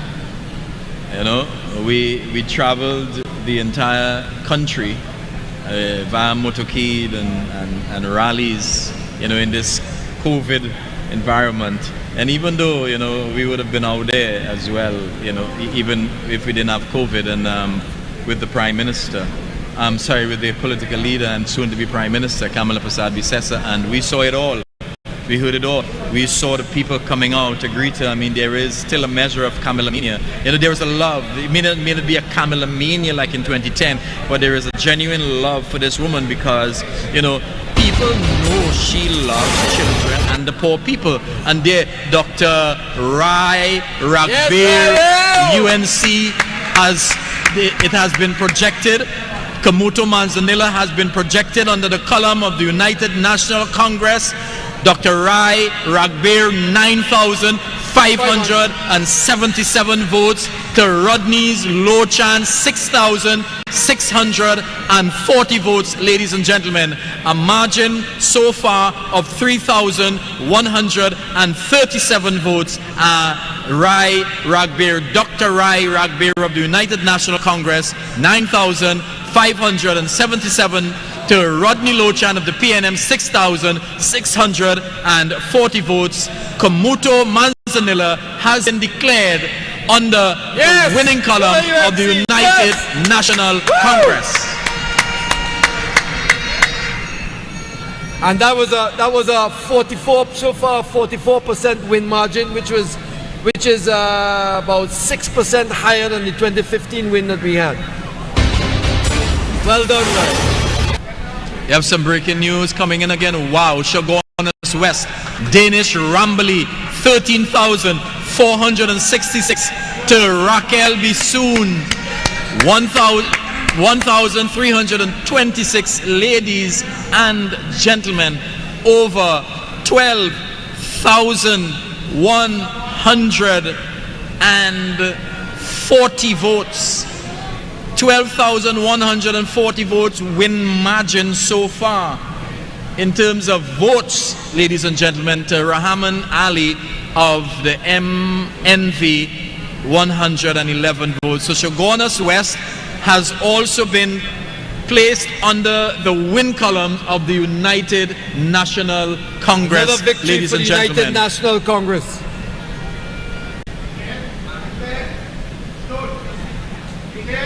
Yes. Declared. So that's another declaration for the United National Congress. That is Shogunas West, ladies and gentlemen. So we are still awaiting the very crucial seats, the battleground seats, the marginal seats, these swing seats, as our statistician Brand Stone is going to, he has all kinds of names for them. He has a battleground, he has swing seats, he has soft seat, he has hard seat, he has all kinds of seats. And we have, well, just to go over a few of those differentiations they got, just as a summary. The battleground seats I have 6, which is La Hoquita, Talparo, St. Joseph, Toko Sandy Grande, and Tuna Puna, 4 in the east-west corridor. And the other 2 battleground in the Southland, Moruga Tableland and San Fernando West. And in marginal seats, the 4 marginal seats I have is Barataria San Juan, which we are absolutely going to take. The Shogunas East, which we are absolutely going to hold on to with Vandana Mohit. And the other 2 was Point Forte and Tobago East, which is United National Congress is not in Tobago. But we are seeing the possibility of PDP. Watson Duke's party taking that seat. Taking one. That is the analysis. We haven't seen any scores come up for that yet. And a Hail Mary, what I call a Hail Mary pass in football. A Hail Mary. A Hail Mary. Labre. No, you were in Labre. Victor Roberts. You see the kind of outpouring support for Victor Roberts? True. Yeah. I know that's a strong PNM seat. I like that. Really a Hail Mary surprise. I have it as a Hail Mary surprise. I love that one, Brian Stone. A Hail Mary surprise, Labre. And they, they go Martin Central. I know Hail Mary there again. I was looking for some numbers for Central to close that gap. I still say you're going to close that gap. Let's see what happens. They have a very good candidate in Johnny Lakis. Right, but let's go over a little bit, Brian, the battleground seats and the marginal seats again. go up with your the battleground, the key battleground, the 6 key battlegrounds. La Hokita Talparo. That's Julian John. St. Joseph. That's Colonel Alloy Hunt. Alloy Hunt, phenomenal support. Oh yes, there. definitely. And he's against that PNM pharmacist. What's his name again? The druggist. The druggist. Terrence Delicing. The third in the battleground is Toko Sandy Grande. That's Nabila Green, a very brilliant young lady. We haven't seen any numbers for that yet. No, okay. Not as yet. Looking forward to that. And of course Tuna Puna with David Naked. And the other two in the battleground in the Southland is Moruga Tableland. That is Michelle Benjamin. And San Fernando West. That's Sean Sobers. And the 4 marginals are Barataria San Juan, Chaguanas East, Point Forte, and Tobago East. Where? What sort of problems? We are hearing that there's some problems with 5 polling divisions in Moruga. What's the problem, Joe? The problem is the team that they cannot, they're making a little adjustment and so on. On the staple of the polls? Okay. Folks, they're having some recounts. Thank you for the information. We just got some first-hand information, exclusive here only on the Atlantic Computers channel here at the United National Congress headquarters. Moruga Tableland has 4 or 5 PDs that they are doing a recount. Now we don't know the purpose or the reason for the recount yet, but as we get more information, God will find out why. That means it's close. Yes. It's close. Yes. No, we're going to take there. We are going to take there, and we are going to take the marginals, and we'll see how that goes. So we are definitely going to form the next government. You have Toko Sandy Grande. I don't. You have it done as a win for us in the prediction. Close. Okay, and we have some Diego Martin Central. Is PNM projected again? That is UNC candidate John Lakis, 1,623. That's John Lakis of the United National Congress, 1,623, to Simon De Nobrega of the PNM, 5,860, and Felicia Holder 00, and Gavin Nicholas 000000. So Diego Martin Central is projected on the PNM win column. Ladies and gentlemen, Brian Stone, you were expecting something different. Yes, but you know, statistically, Diego Martin Central is the most difficult seat in Diego Martin when you compare the numbers in 2015 and 2010. In 2015, Darrell Smith took that by a whopping 347%, by 10,000 votes. But Johnny Lakis has fought a very strong campaign there, and he was getting a lot of support. I think that gap is still going to close before all the figures come in. But it looks like Simon De Nobrega from PNM is quite ahead. We have some more breaking news here. Kamla Prasad-Bissessar, the honorable ladies and gentlemen, 13,280. That's Siparia. The constituency of Siparia has been declared and placed under the United National Congress winning column. Win column, Kamla Prasad-Bissessar, the honorable leader of our great party, 13,280 votes, to Rebecca Dipnarine of the PNM, 3,831. So there we go. Siparia has been declared a win under the United National Congress, with Kamla Prasad-Bissessar having 13,280 votes, ladies and gentlemen. That is a vote lead win margin so far for the Honorable Kamla Prasad-Bissessar of 9,449 votes. And that's just what it's still counting. And of course, David Lee. Nice point up here. Point up here. Ladies and gentlemen, point up here.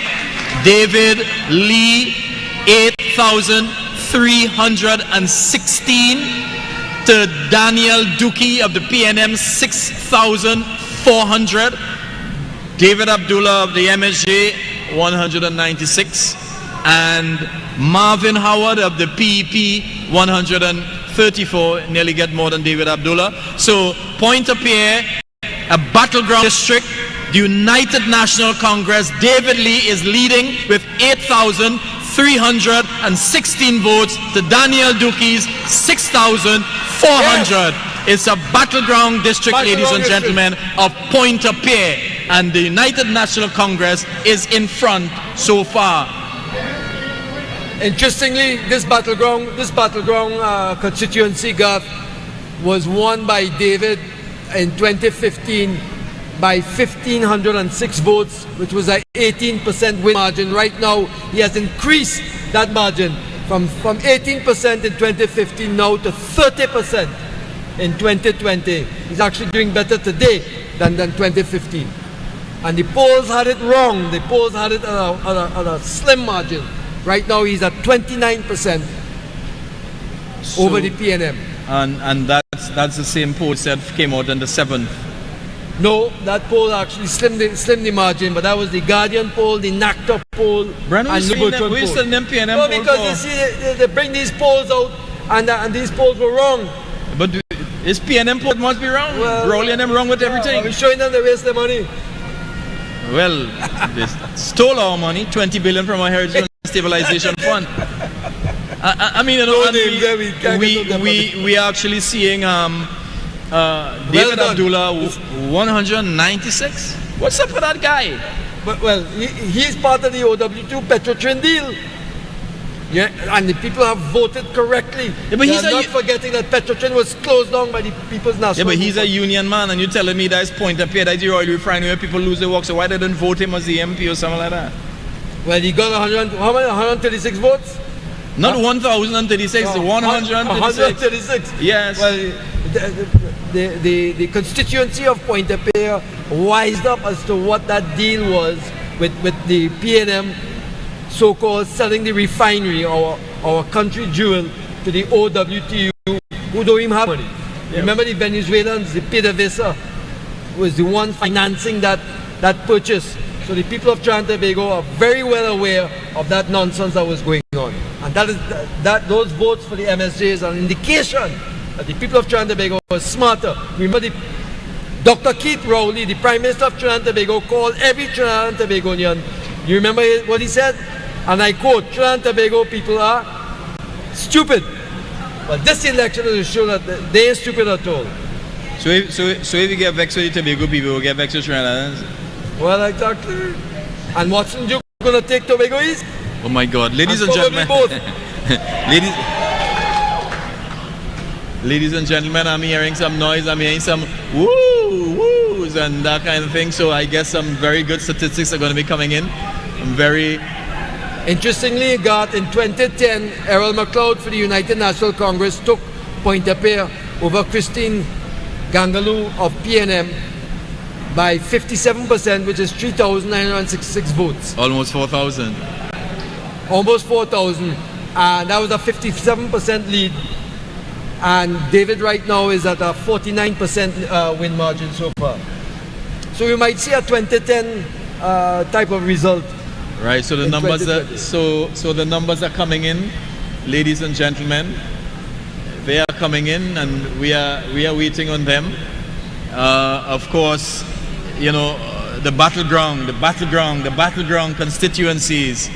Brian, the battleground constituencies. Brian, I'm watching that mohet over there, you know. Brian, I'm watching that mohet. I'm just waiting for the battleground to just come in. I can't wait to the Brian. Drink on that one. So, ladies and gentlemen, we are live.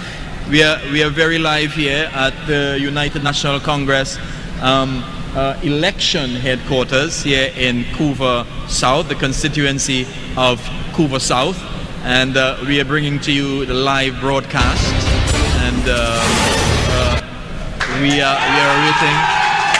Woo! Ladies and gentlemen, Maruba Tableland, Michelle Benjamin, 5,835. To Winston Gypsy Peters is 2,624. Ladies and gentlemen. Yeah! Listen, ground, I'm just calling on you all. No mistake, right? Ladies and gentlemen, yeah, no mistake, right? This is no mistake statistics. This is no mistake statistics, ladies and gentlemen. The battleground constituency of Moruga Tableland, Michelle Benjamin, 5,835. The Winston Peters of the PNM, 2,624. This is great. Ladies and gentlemen, it is getting nicer and nicer. Michelle Benjamin, 5,835. The Winston Gypsy Peters, 2,624. Brian, that's a huge lead. Over 3,000. This is overwhelming. Brian, this is over 3,000. This is supposed to be a battleground, and this is a clear victory if this is continued. 3,211. Am I correct? 3,211. You know, the old man brains and working so good. But tell me, 3,222% lead. This is great. That is bigger than 2010. Ladies and gentlemen, we are Moruga Tableland. Brian, tell us, what was it in 2010 and 2015? Well, in 2015, Lowell Francis took this by 5%, with just 533 votes. Clifton Decoto. And Clifton Decoto in 2010 took it by 34%. What we just saw there was a lead of 222%. Hey, we have to check them figures, you know. No. My stats crew have it done. Do we not have to double check that? We do have to double check that. Listen, you ready? Gypsy, your ship is sinking. Gypsy, your ship is sinking. Gypsy sees rough. Woo! If this is an indication of about, hey Joe, Jerry, you love this, eh? Joe, you love this. Marginal seats, battleground constituencies. Joe, you have to be a happy man today. Gypsy sees rough all here. Come, Joe. Folks, this is Uncle Joe. What's your name? Joe, have a seat. Come on, tell me what you think. Now I'm beginning to... We call Joe, this is Uncle Joe. This is... I am now beginning to feel comfortable. I am now beginning to feel comfortable. We have to keep the momentum going. Joe, you were looking a little somber there. Yes. A little worried, I know. And I see you're confident now. Well, when I see that Moruga Tableland, my heart is beginning to fill with joy. Let's hear it for Uncle Joe! Excuse me. Joe, you see that lead? Yes, how do you mean? Joe, that's no joke lead. Look at the stats I have. We lost it by 5%. In 2010, we win it by 34. She have a 222% lead. Right, but it's nearly 3,000. Yes. A lead of 3,000. Yes. Keep on it going. All right, Joe. I'm waiting for St. Joseph. You're waiting for St. Joseph? Folks, he waited for St. Joseph. And if St. Joseph follow the lead of Moruga, that's right. we eating them. And then we're going for La Hocketa. Yeah, man. Uncle Joe. All right, Joe. Ladies and gentlemen, we are going good. Uncle Joe, eh? Yes, we are going good. We are going good, Brian. Brian Stone, my good friend. That's my family, eh? Yes. That's my family. Brian Stone. I love it. Moruga Tableland. I just love it. That's what I was waiting on, Brian. Yeah, boy, come on. We had to check them figures. Them fellas say them figures is for real. Hey, all you bring all the books, like we check them books and all, because all you have feeling excited and all. The fellas, they confirming it, eh? Fellas confirming. That is for real. 222% Moruga, yeah. Moruga Tableland, that is what we're talking about. Moruga Tableland, ladies and gentlemen. Michelle Benjamin. You know what I like? I like the sound of Prime Minister, the Honorable Kamla Prasad-Bissessar. That one I like. Oh yes.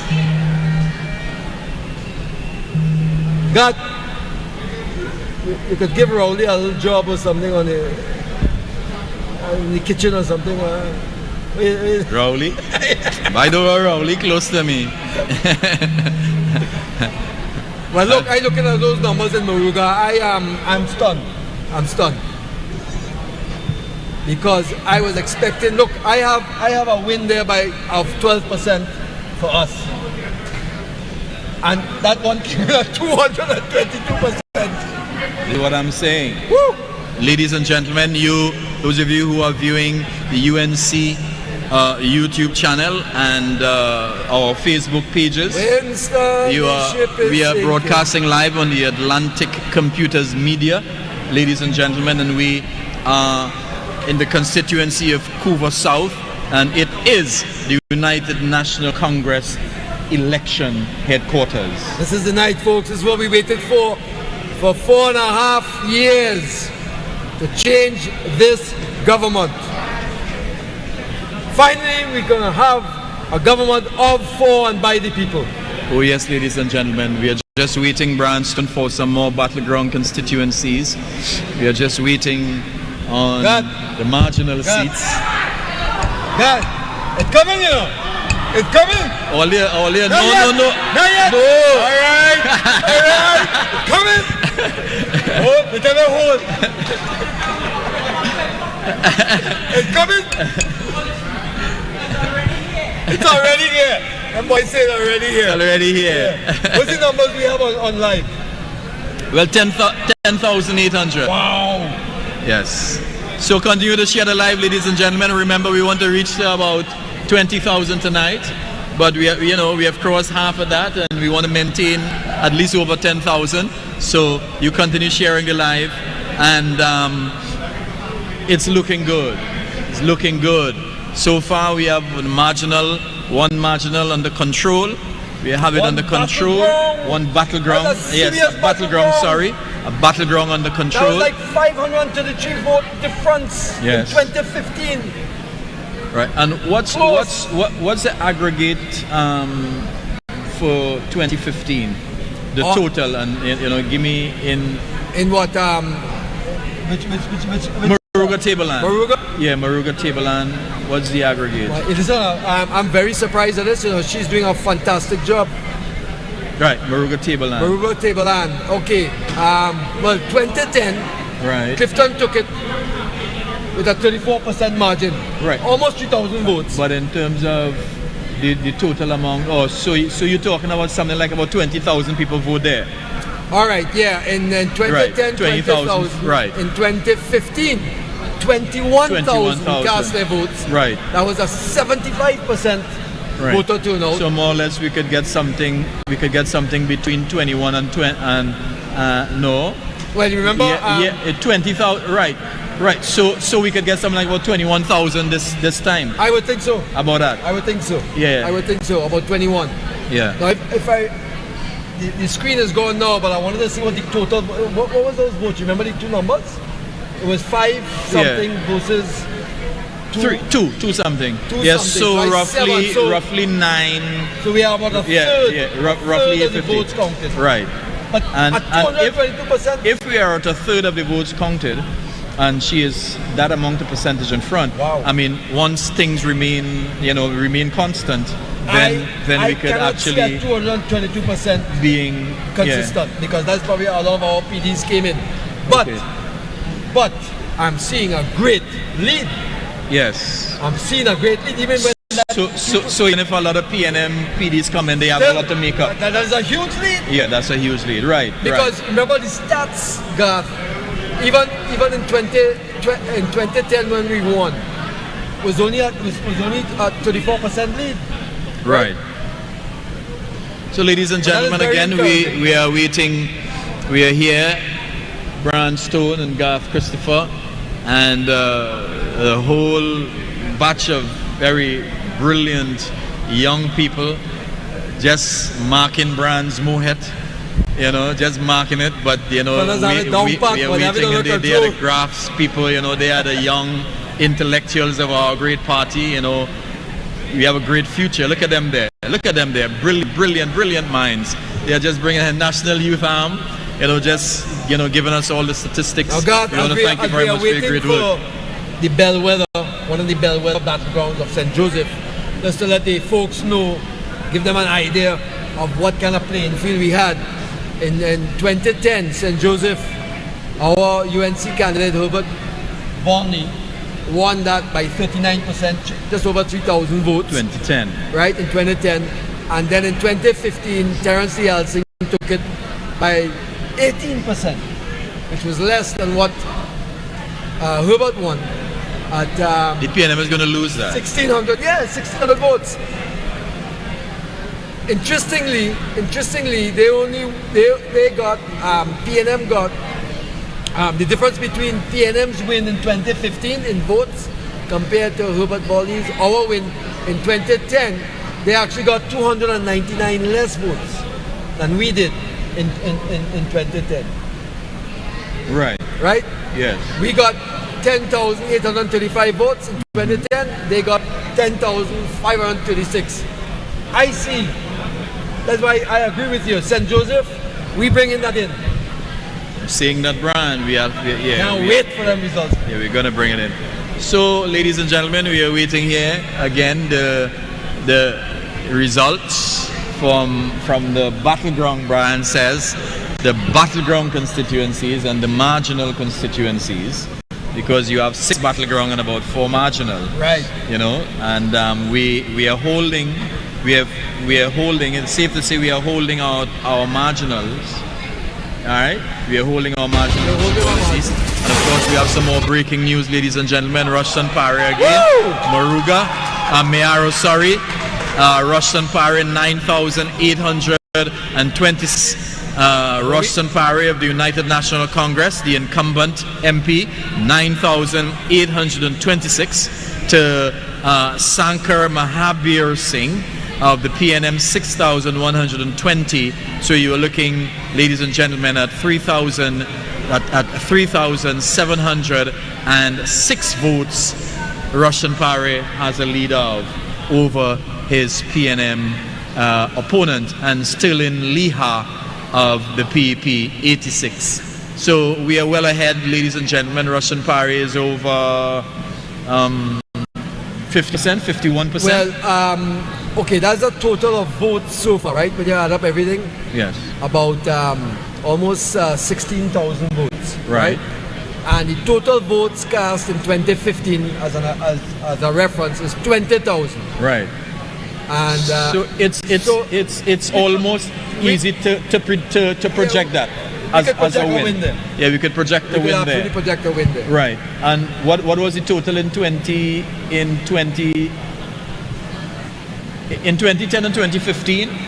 In 2010, in 2010 there was a total cast votes of 10,000. Right, same thing. So right. So we could almost predict just a couple more, and we could predict it.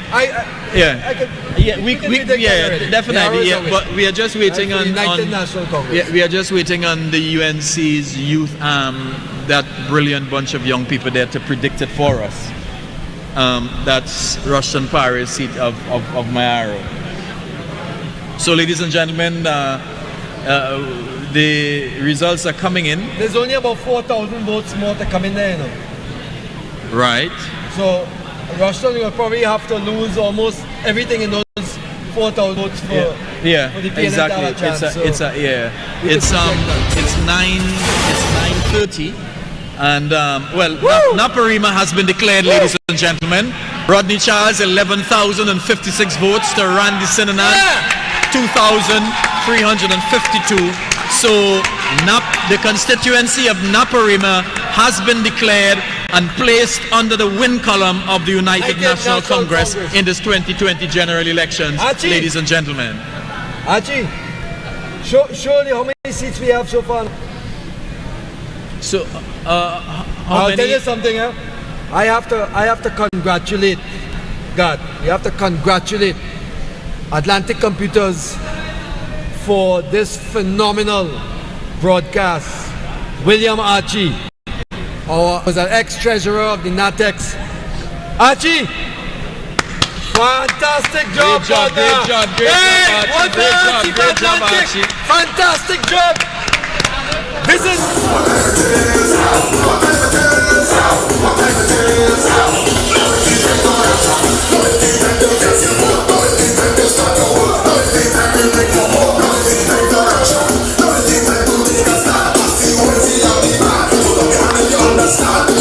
So let's all join together as one. If you believe that the time has come, election day when you stay in your hand, it's for the UNC and the rising sun, sun, sun, sun. Whatever it is, whatever it is, whatever it is, whatever it is, whatever it is, whatever it is,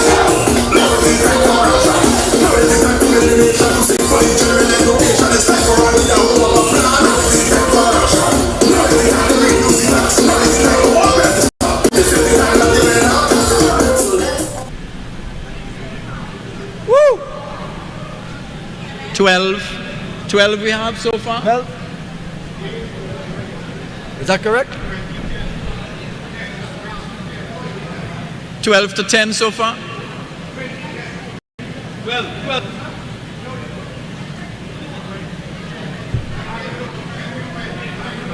Right, so leader.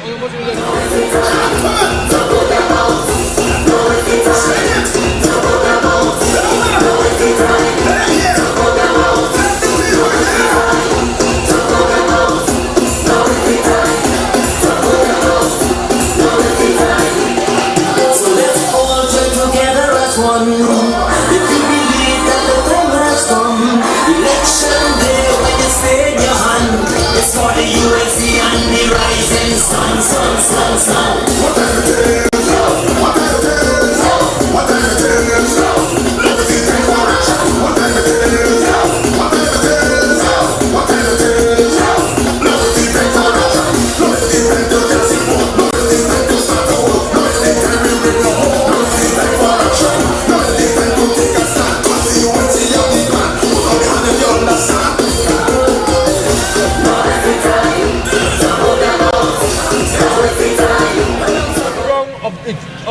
Of three that we need.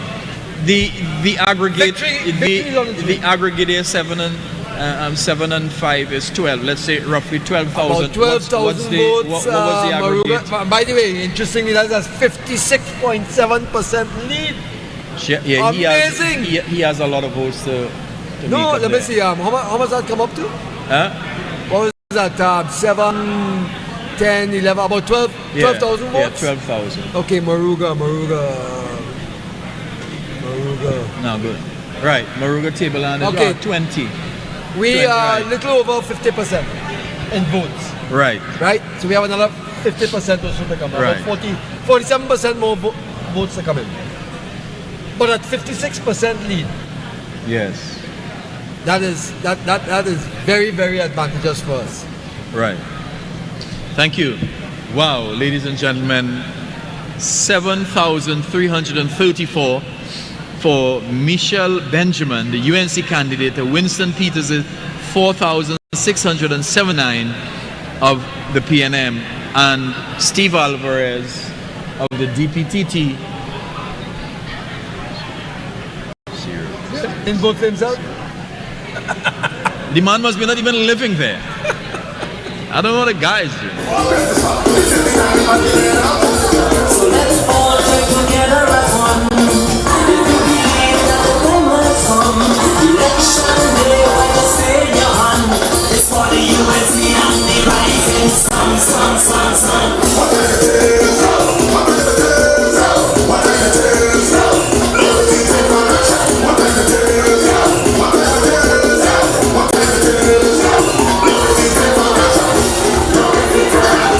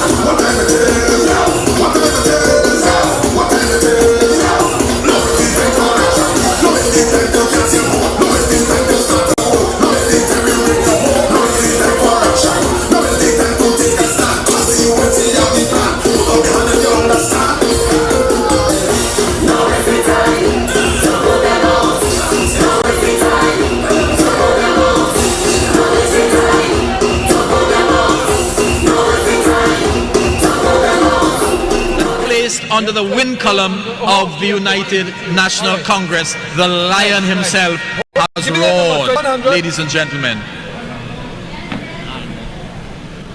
10,007. And 10,000. Actually, some good news.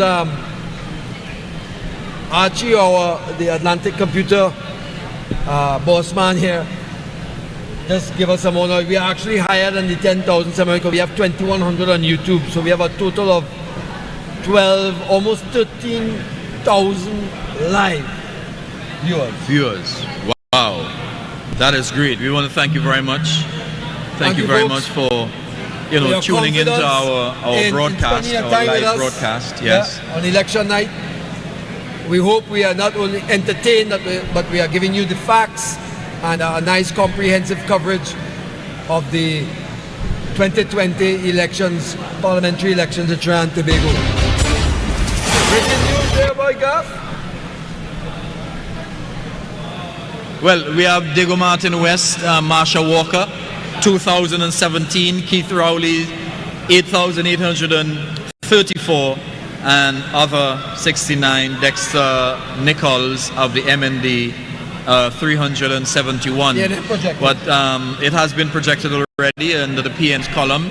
So Marsha Walker 2017, Keith Rowley 8,834, somebody other 69, and Dexter Nichols 3,071. So ladies and gentlemen, that has already been projected, and we understand that, but we are interested in Moruga Tableland, La Hocketa Talparo, St. Joseph. We are interested. We have breaking news coming in again. Ladies and gentlemen, Arima, nice. She's closing in a little bit. Flora Godfrey Singh, 3,174. That's Flora Godfrey Singh of the United National Congress candidate, 3,174. To Penny Beckles, 7,352. That's Arima Nalini Dial 000 and Sharon Hernandez 000 of the PEP. But Penny Beckles is way in front, 7,352. And Flora Godfrey Singh of the UNC 3,174. But again, we are really awaiting. Arima is expected as a almost, safe PNMC. And people really see Penny as the new leader of the PNM, and Rowley is kicked out tonight. Oh my God. Moruga Tableland again, ladies and gentlemen. 7,425. 7,425. UNC Michelle Benjamin. The Winston Gypsy Pitters 5,082. Ladies and gentlemen, Moruga Tableland, that battleground constituency. Michelle Benjamin, United National Congress, 7,425. The Winston Peters of the PNM, 5,082. Michelle Benjamin in the UNC has a lead of, ladies and gentlemen, over 2,300. And that is a very good statistic. 46% win margin so far. This is unbelievable. This is way beyond my expectations. Michelle Benjamin, you're doing a fantastic job. Fantastic job in Moruga. Great work. And of course, we are now live up to 12,000 on our Facebook page. 12,000. Breaking news is coming in again, ladies and gentlemen. Oh my God! Woo! Nabila Green, you go, girl. Wow! Go Sandy Grandi. 6,064 for Nabila Green, and Roger Monroe 6,065. He just has a lead of 1. But ladies and gentlemen, this is definitely too close to call. So we are waiting on some more information. Yes, that is a battleground. Ladies and gentlemen, it is happening. Brian Stone, I am excited when I see figures like these. Brian Stone. Now you see what a battleground looks like, right? Yes. That is neck and neck. Brian, we are going to win this seat. Definitely we are going to win this seat. It will be interesting though to find out exactly where the votes. Now remember I told you 3 PDs. The EBC moved 3 UNC strong PDs from Toko Sandy Grande. Tokomoto Mandela, just so. But this is neck and neck. This is good. This is good. Now, let's go back at some numbers. In 2010, right? Rupert Griffith for the UNC took that. Well, Brian, you need to stick a pin. Anita Haynes. Well, we can declare this, all right? Or have we yet declared this? Anita Haynes, Tabaquite, 9,107. To Michael Seals, 3,833. And Carl Henry of the PEP, 172. So Michael Seals of the PNM, 3,833. To Anita Haynes of the United National Congress, 9,107. It is safe to say that the constituency of Tabaquite has gone to the UN. Yeah, we can project again. She's going to make a great member. So, Brian, as we were talking about the Toko Sandy Grande seat, and we have some more breaking news, ladies and gentlemen. Rishi Sicharan Karani East. Rishi Sicharan, 12,792. To Sharon Archie's 4,401, and of the PNM, that is, and Dave Babwa 332. So Dave Babwa of the PP 332, Sharon Archie of the PNM 4,401, and Rishi Sicharan of Caronies and the United National Congress, 12,792 votes, safely declared under the win column of the United National Congress. Ladies and gentlemen, it is getting sweeter and sweeter as the day progresses. Gandhi, we knew that is going to be probably one of the strongest battles in this election. And just to remind you folks, 2010 we won that by 8%, which was just 700 votes. And in 2015, Glenda Jennings-Smith of PNM took that with a vote count, a win margin of 3,904 votes. So we brought that from 3,904 vote win so far now to neck and neck. That's performance. That is battleground. She is going to beat him. And I have this, as you can see in my projection, as I call it, the heading, Oracle Stone, close win margin predicted. Right? But I have the UNC in favor, of course. Right? And interestingly, on that particular constituency, in 2007, that was a safe seat for PNM. So we have made a lot ahead. The United National Congress made a lot ahead. We have some more. Well, Aruka Maloney has been declared, of course, to the PNM. Camille Robinson-Regis, 11,464. And hard luck to our candidate, Sherry Ann David, 2,689. So tough luck to the UNC candidate, Sherry Ann David, 2,689 votes. To Camille Robinson-Regis is 11,464, which has already been declared for the PNM. So tough luck to our sister, but things are happening. The best in our favor. The best I had that was the best we ever did in 2010 was 55. Wow! Moruga Tableland, ladies and gentlemen. Michelle Benjamin, 8,000. She is going ahead. 8,379 to Winston Peters's 5,759. Ladies and gentlemen, she is eating him up. Brian Stone. Now that is a total of what? That is about 8 and 5 is 13, 14,000. About 14,000 votes. Looking at 2015 votes cast, 21. So we have about what? 7,000 votes out. Yes. That's why they can't declare it yet. Yeah. Yes. Right. But if Gypsy was to get 50% of that, that's 3,500. I mean, it very far ahead. It just cannot be declared as yet because we still want to see But ladies and gentlemen, that Moruga Tableland is looking very good.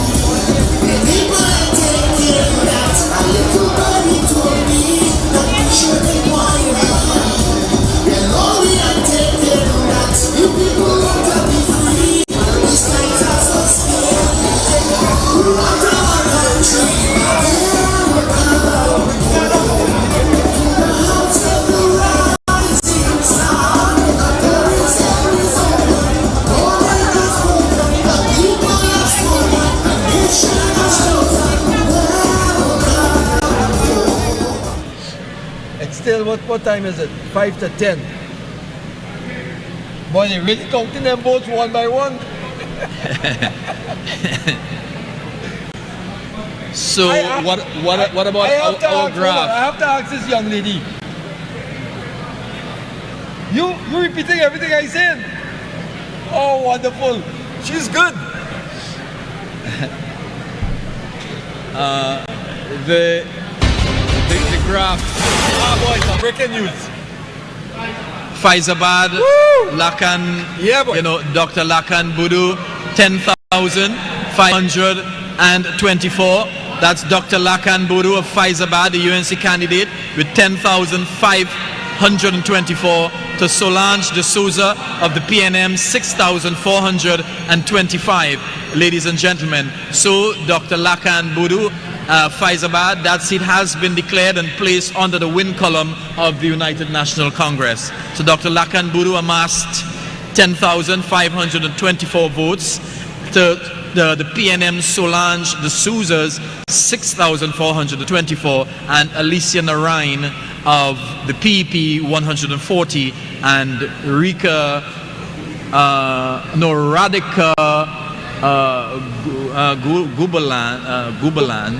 Gulbansk, sorry, 100. She's of the MSJ. Please forgive me, Miss Radhika. 100 votes for the MSJ. Alicia Narain of the PEP, 140. Solange de Souza of the PNM, 6,425. To Dr. Lakan Budu of the UNC, 10,524. And Faizabad has been declared and placed under the column of the United National Congress. That's another win for us, Brian. That was that was supposed to be a safe seat for us, Garth.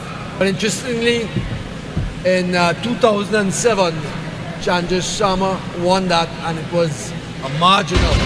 And we have some more breaking news coming in for Port of Spain North, St. Anne's West.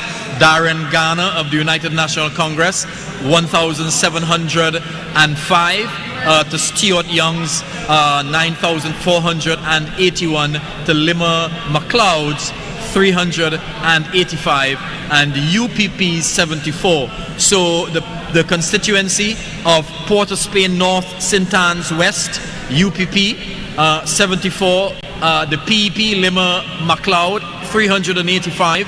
To Darren Garner's of the UNC 1,705 to Stuart Young's whooping 9,481. So it is very safe to say that Port of Spain North, St. Anne's West has gone and placed under the column of the PNM. That's no big news. Yeah, that is a constituency that is expected in 2015. Well, again, it talks about, you know, my people. Well, I could talk about my people, you know, I'm from, you know, Laventille, Mova, that kind of area there. You know, we hard-headed, you know. Breaking news, ladies and gentlemen, again. Well, Oropouche West has been declared. Dave Tanku has increased his lead. He is now 12,015. Dave Tanku, 12,015. And Leah Ramuta, 2,712. To Sasha Ali of the PEP, 39. Of course, that has already been declared under the United National Congress win column. So Dave Tanku has been declared the Member of Parliament for the constituency of Oropouche West. Well earned by a gentleman, Dave Tanku, who has been a stalwart of the United National Congress for the past 20 years. So I would like to encourage Marsha Walker, 2,163 to Dr. Keith Rowley's 9,213 and other 74, and Dexter Nicol 434. That has been declared already for PNM. So ladies and gentlemen, I would like to find out from Archie, the operator, our executive producer, how many seats tally UNC PNM. Thanks.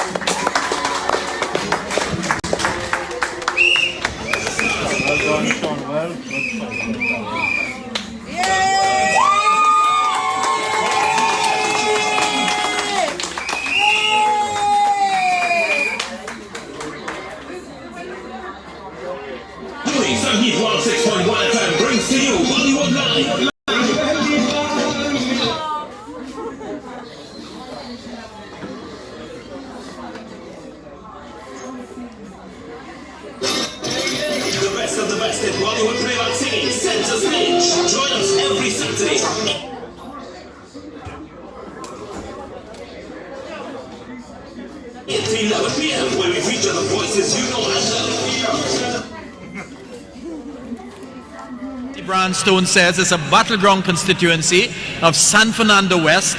UNC's candidate Sean Sobers, 2,567 votes. The Faris Al-Rawi, the incumbent of the PNM, 3,192. That is very close, Brandstone. It's a battleground constituency. Look, we knew with the numbers that this is going to be a very, very hard fight here, Garth. But here's what's interesting so far.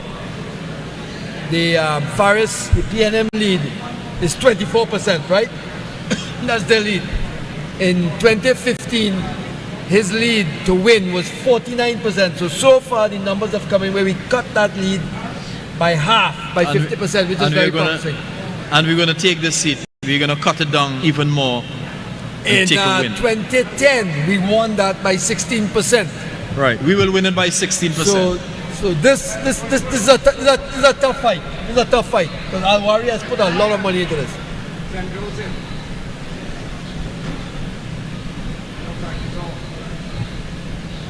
Hold on.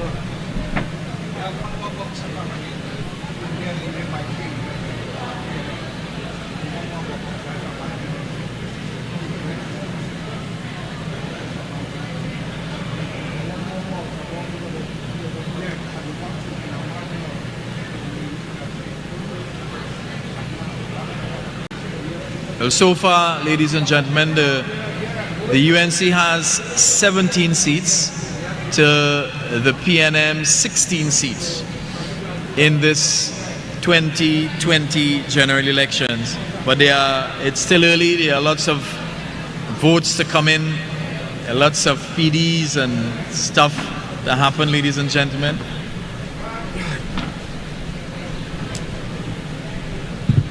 Interesting is that we haven't had the results yet for St. Joseph, but we just got some first-hand news, folks, exclusive, only here on this station. News coming in, another battleground, neck and neck. Neck and neck. St. Joseph. But we need to verify that when we get the actual results. Right. But it's very close, very close. We have some breaking news coming in, ladies and gentlemen. Laville East Mova, my constituency, Kareem Beard, 928 votes as against Adrian Leon's 5,425, and the PEP and NNV candidate 000. But Laventille East Mova, Kareem Beard, 928 votes as the UNC candidate, and Adrian Leons of the PNM 5,400.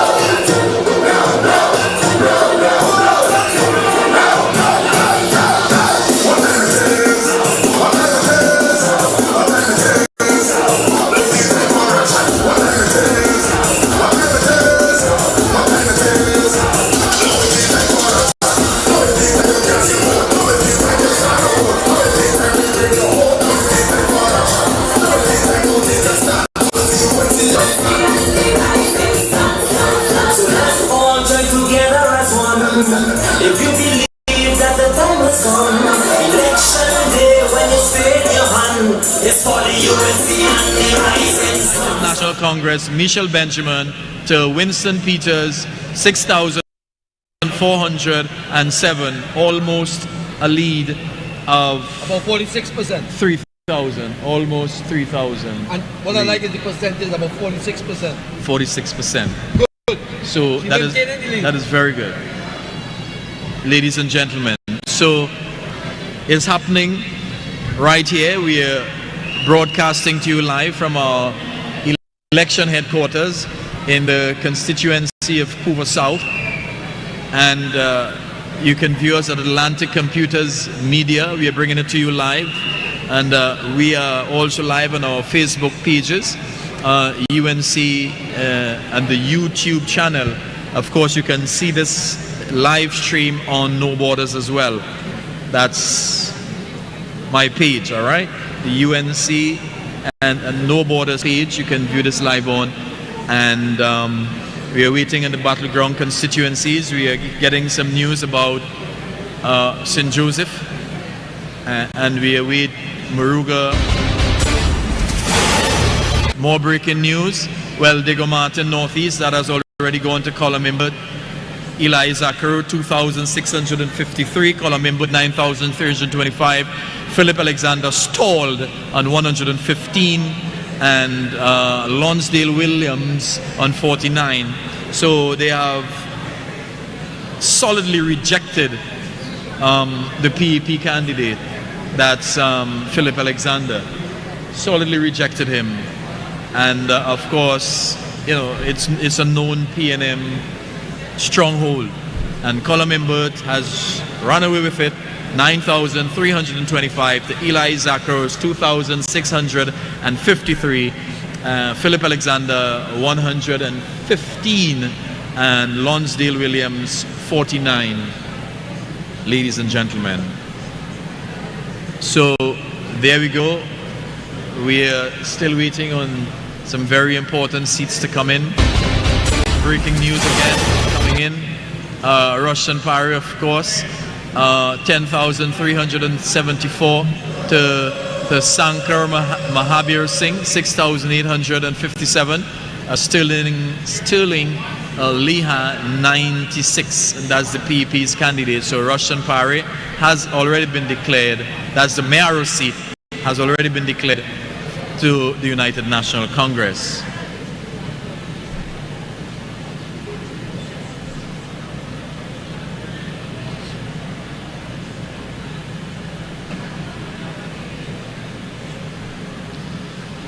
So again, ladies and gentlemen, we are waiting on these real battleground constituencies. It is now a little over 10 o'clock. It's 7 minutes after 10. And we know within the next half hour or so, we're going to get in some of the results from the real battleground constituencies. And like you, we are awaiting them. But as soon as we get them, we are going to furnish you with this information. That's why we are doing this here, is to bring this information to you, ladies and gentlemen, who are on the live. This 12,600 of you who are viewing us live on Facebook, and those of you who are on our YouTube channel, we want to thank you very much for tuning into our broadcast.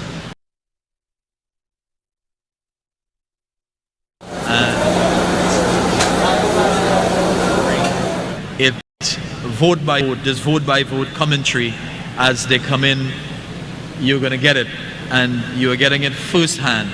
We are getting it, and we are giving it to you, so you are getting it firsthand from us. You're not going to get this information anywhere else except you're tuning to Atlantic Computers Media and our UNC Facebook pages like No Borders and many other of our Facebook pages, ladies and gentlemen. So we are live right here in the constituency of Cooper South.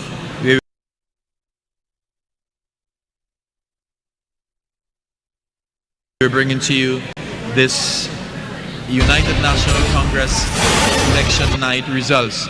And Maruga Tableland again, Michelle Benjamin, 9,497 to Winston Peters' 6,905. Ladies and gentlemen, so she is ahead of him by approximately, let's say, 2,500 votes. So Michelle Benjamin is still ahead, and the aggregate votes right now, it could be about 17,000, about 17, 9 and 6, 15, about, yes, almost 16,500 votes, ladies and gentlemen, aggregate votes, Maruga Tableland. So there is not much more that Gypsy can do. So things remaining the way they are, Maruga Tableland can definitely come into our column. We are getting in some news bit by bit about another battleground constituency of St. Joseph and Toco Sandy Grande. Ladies and gentlemen, some breaking news again. Well, it has already been declared. Chaguanas West has already been declared under the UNC column, but Danish Rambly, 14,994, almost 15,000 votes, to Raquel Bune, 1,422 votes. So, and Rahman Ali, 120, he's of the NNV. So, ladies and gentlemen, that has already been declared and placed under the win column of the United National Congress. So, Chaguanas West, it has been declared UNC seat, Danish Rambly, 14,994 votes, almost 15,000 votes, ladies and gentlemen.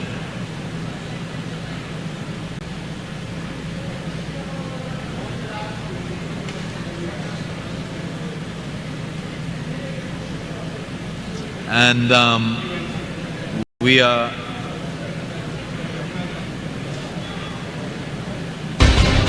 some breaking news here, ladies and gentlemen. Toko Sandy Grande, Nabila Green, wow, 7,081 to Roger Monroe, 10,163. Ladies and gentlemen, Toko Sandy Grande, Nabila Green, 7,081 to Roger Monroe, 10,163. That is not looking so good, but you know, we're going to check out everything because we understand that there were a bit of you know, some issues earlier on, and some of our people went up there to deal with it. I hope that things, you know, have worked out.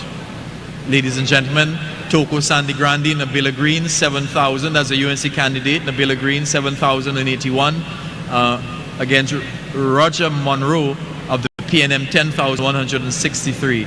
That's a huge, huge lead, ladies and gentlemen, for Roger Monroe. But of course, you know, we'll see how that goes. It's not over until the fat lady sings. And the fat lady ain't ready to sing as yet, all right? So, ladies and gentlemen, we are here bringing to you the live broadcast of our election results 2020.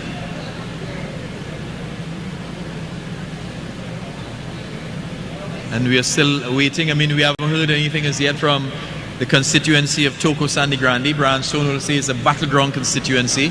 Toko Sandy Grande, we haven't heard anything as yet. And we are waiting for that to come in. Toko Sandy Grande and St. Joseph. Well, we saw the constituency of of San Fernando West, and there was a slight lead there for the PNM, but we have a lot of work to do still. It's not over, and we are going to get this. There are 12,900 people looking at us right now on Facebook. And we're waiting on the constituency results to come in. And they are coming in. They are coming in, ladies and gentlemen. Where is Brian Stone? Where is our statistician? Where is our numbers cruncher?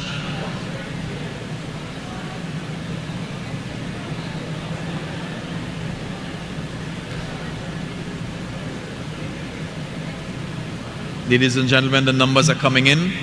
We are waiting on those who are feeding us with the numbers. And so far it's looking good for us. Michelle Benjamin of Maruga Tableland is way in front of Gypsy, Winston Gypsy Peters. She has over 9,000 votes, and Winston Peters.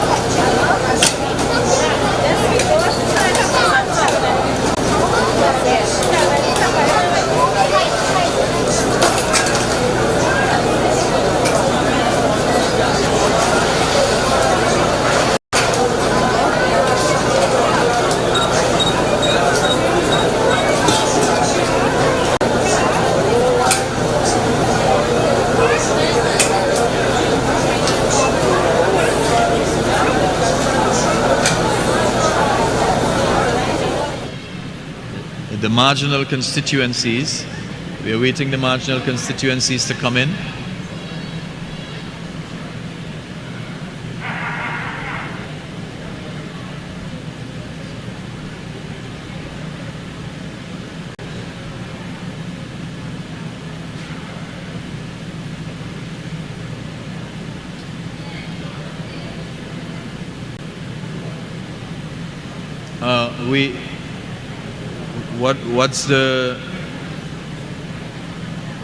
What's the numbers? And we are getting some information. I see Brian Stone is conversing there with some of the numbers people. So he's going to come and feed us a little bit of information in a while.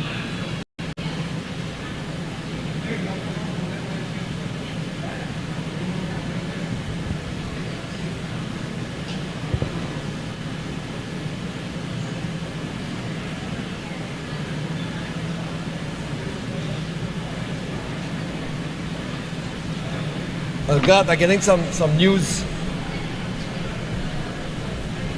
The battlegrounds is really neck and neck. The battlegrounds are neck and neck. Neck and neck.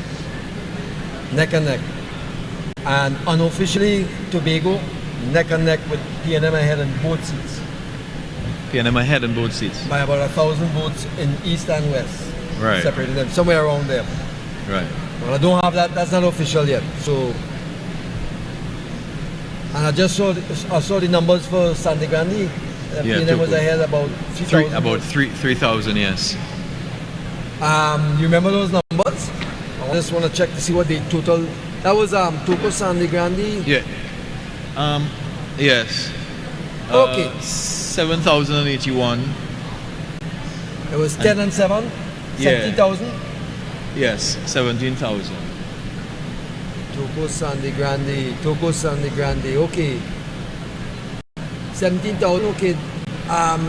Judging by 2015 vote cast, that's 20,000, 17. So they have another 3,000 to come in. Yes. And he's about 3,000 ahead. Yes.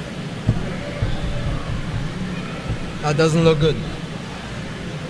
Well, don't worry. More people are going to go out and vote. More people would have gone out and vote. In this election, there was a higher voter turnout. Toko Sandy Grande had a 2015 turnout of about 67%, and 2010 66. It's likely to be around 66-67%. Right. Likely. According to the numbers.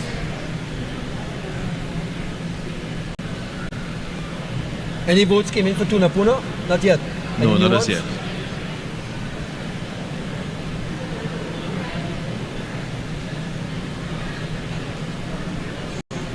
Okay, so for battleground, I'm looking at the 6 battlegrounds, right?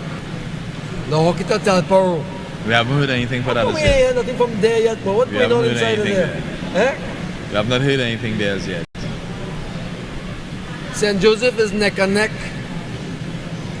Toko Sandy Grande looks like it's going to the PNM so far. And Tuna Puna, I think they're close, very close. Well, so far, from what we But I think got, PNM was a little ahead on the last, a little ahead. on the last numbers, right? Moruga looks like we're going to take Moruga. San Fernando West is close as well. And San Fernando West is close. Is close. This is nail biting. Okay, on the marginals, we are of course holding on. We're going to win Barataria and Shogunas. Yeah, but we haven't heard anything from Labrie and the seats as yet, and also the Lopino Bonnet. No, we haven't heard anything from Lopino. Yeah, let me look at those numbers for Lopino. Yes, let's hear the numbers.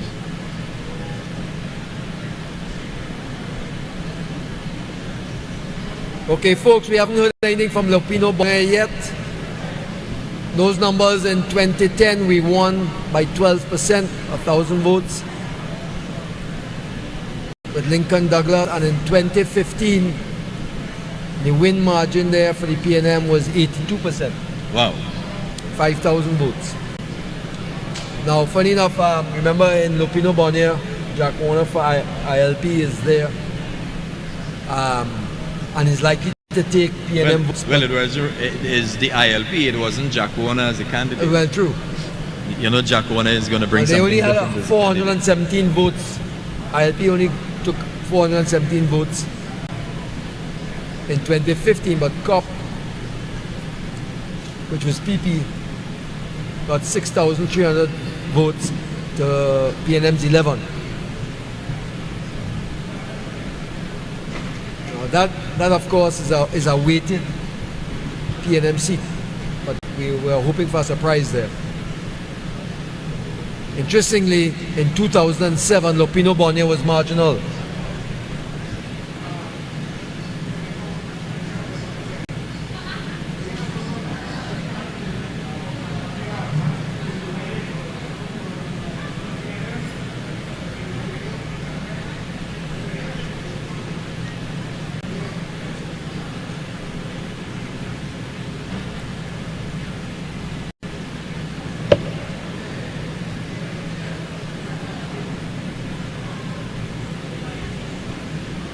And we still have to hear from Labre. We have no count on Labre yet. In 2010, Labre, we had a 36% deficit, and in 2015, the PNM won that with 5,800 votes. But Victor Roberts was showing some great support there. Garth? Yes. You were up there a week ago. Yeah, I didn't go and walk with him. Let's see if I can get some power here.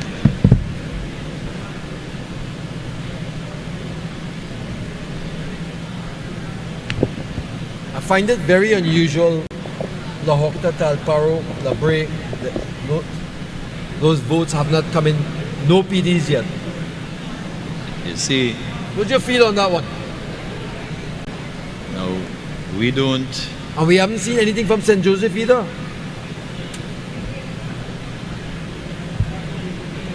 Listen, these people. Folks, we're gonna check with our staff there about St. Joseph and La Horquita, Talparo for some numbers. It's coming in? What? We're getting some numbers. We're tabulating some numbers now for, I think, St. Joseph. Good. La Horquita?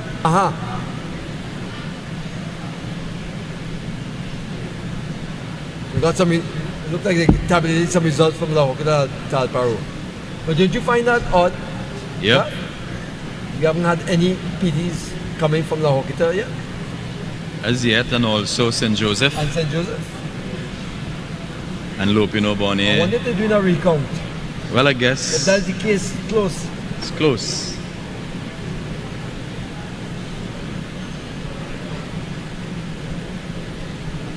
Faizabad.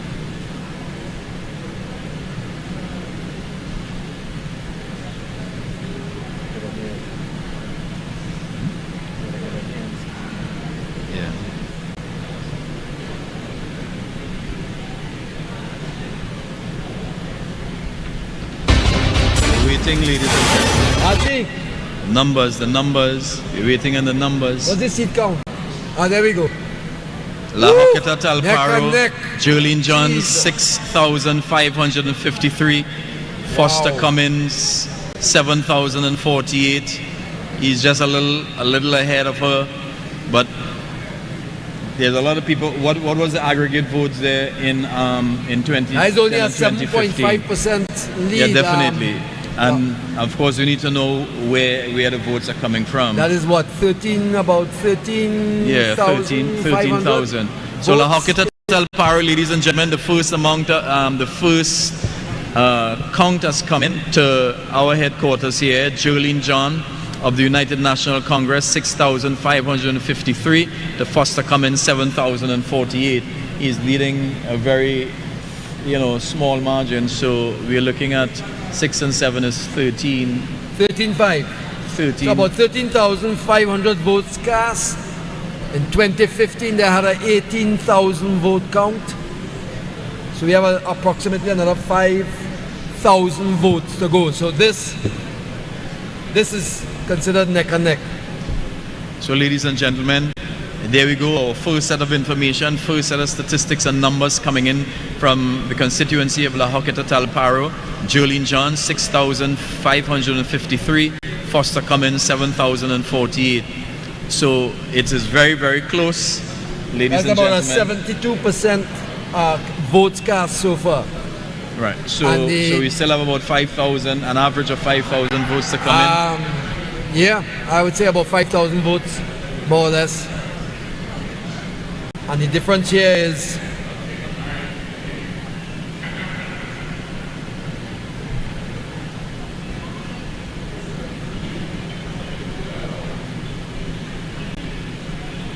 $495 votes difference right now. Garth, neck and neck. Neck and neck, That's brother. why we call that a battleground constituency.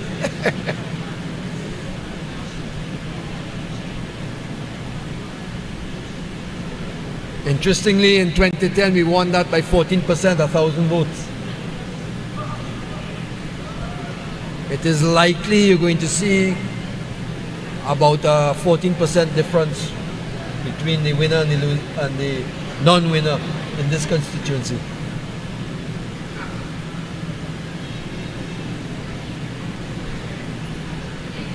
It's nail-biting, folks. Everybody's on edge right now as the battleground constituency votes are coming in. It's very tight. Breaking news. San Fernando West, Sean Sobers, the UNC 4,798, Faris El Rawi 6,038. What was the aggregate in those years? So that is a 1,240 vote lead, right? For the PNM. That is San Fernando West. So San Fernando West, Sean Sobers for the UNC 4,798, Faris El Rawi 6,038, ladies and gentlemen. And in the 2010... In 2015, the total votes cast was 17,069. Right. So right now we have about 11,000 votes cast. So we have another 6,000 votes to go. And the PNM right now is leading by 1,240. We'll make up that. Battleground. Battleground constituency. Tight.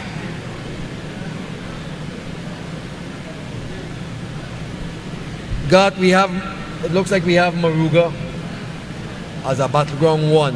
We need 2 more to take government. We're going to get that.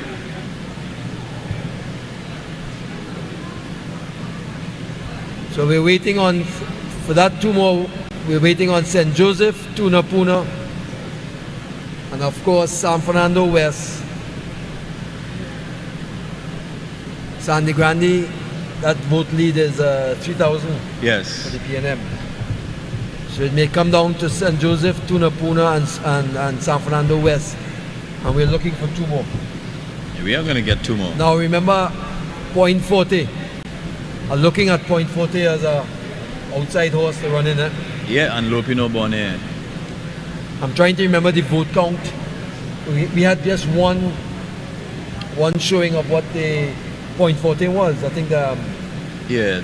But Obika wasn't too far behind. No, he wasn't too far behind. Also David Naked. So for the 2 seats that we have to find,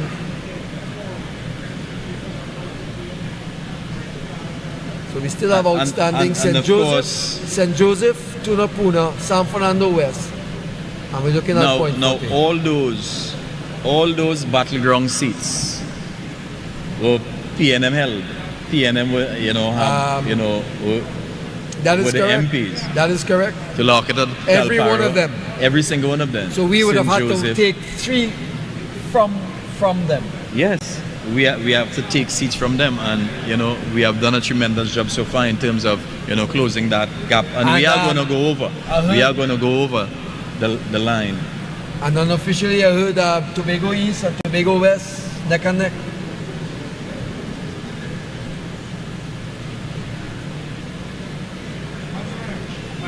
It's getting tight. Yes, what would have happened is those polling divisions came from the top.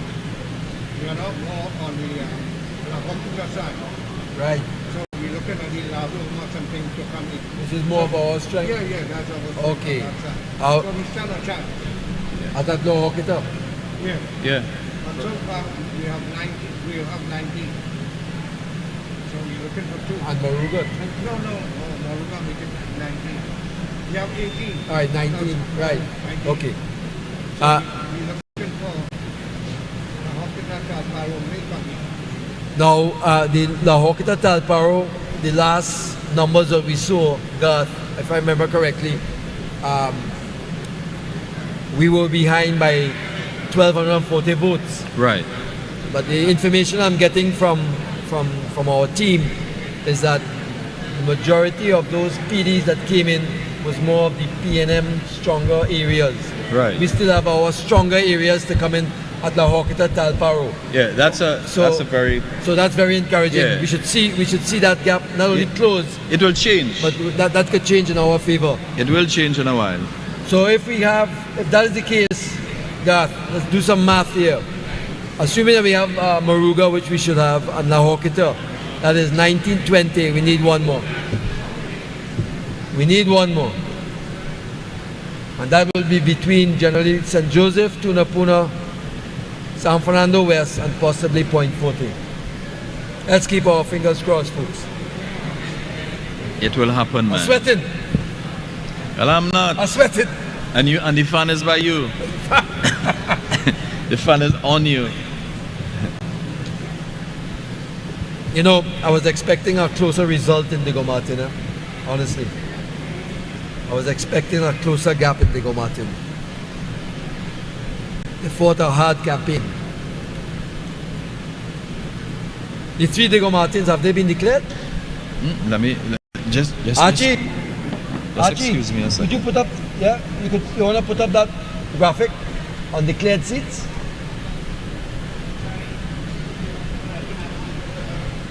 I just want to, no, just for the audience.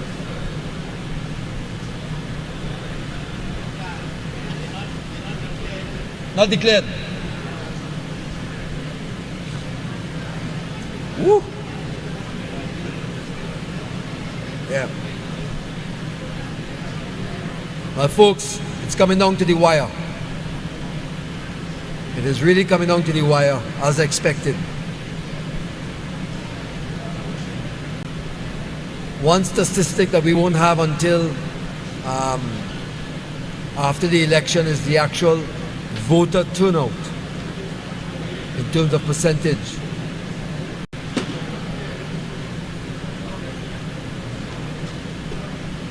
I think so far we're seeing somewhere in the vicinity of about a 65 to 67% voter turnout, which was higher than what the polls expected.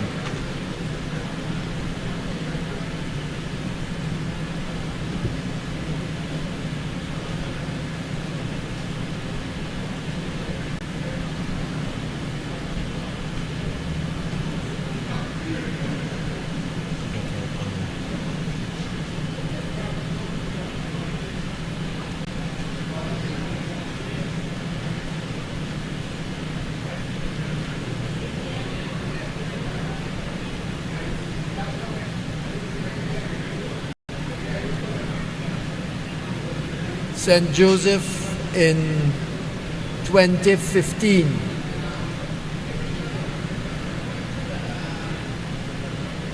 What separated us from a win in St. Joseph in 2015 was 1,633 votes.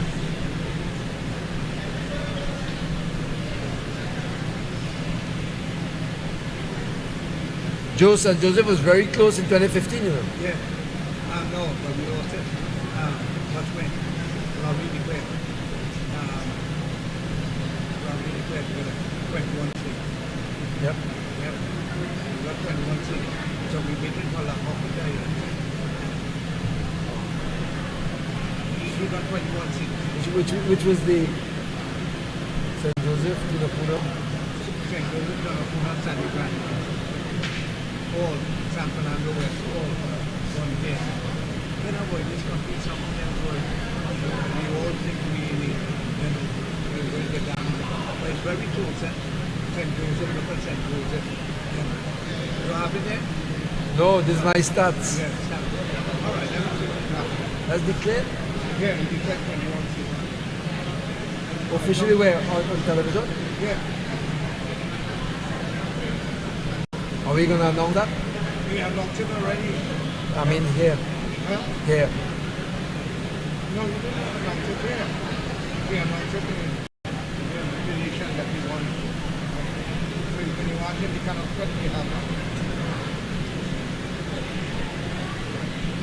Oh, this country is coming here too.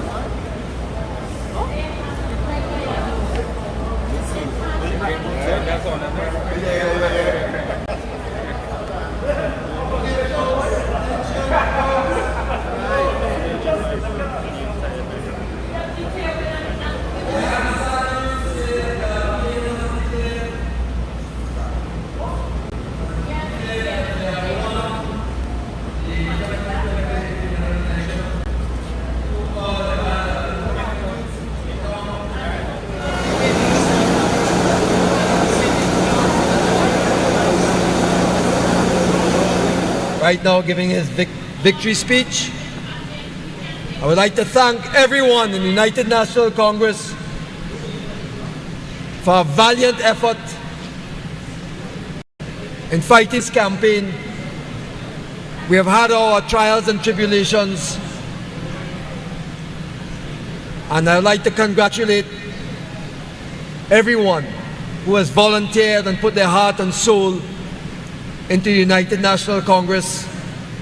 We gave it a hard fight, and I know this is sad news for all of us. I'd like to congratulate all of the winning candidates, and I'd like to also congratulate the candidates that did not make it. They have fought hard. We all gave it our best, and we look forward to building our party for a victory in 2025. And I am going to pop this bottle of champagne to thank our political leader, the Honorary Kamla Prasad-Bissessar. She would have been the best Prime Minister for this country in 2020. I think the country have voted wrongly. They have made a mistake, and we have another 5 years to endure under the shackles of the People's National Movement. Having said that, I hope that the PNM does a better job, and remember that we all lives matter, and that they treat all our citizens equally. And this time around, hopefully they do a better job in making our country a better place to live. This for me is a personally sad moment. I was really expecting a win, but we have 5 years now to rebuild our party. Let's do it.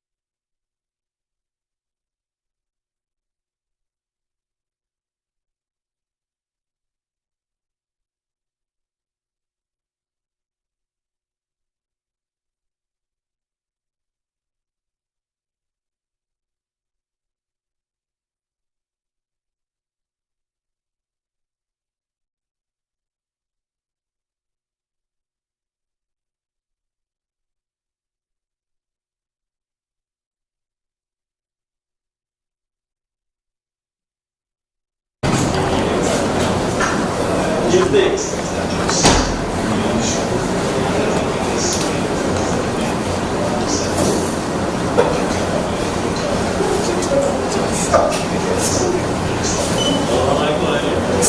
I was just sending a text.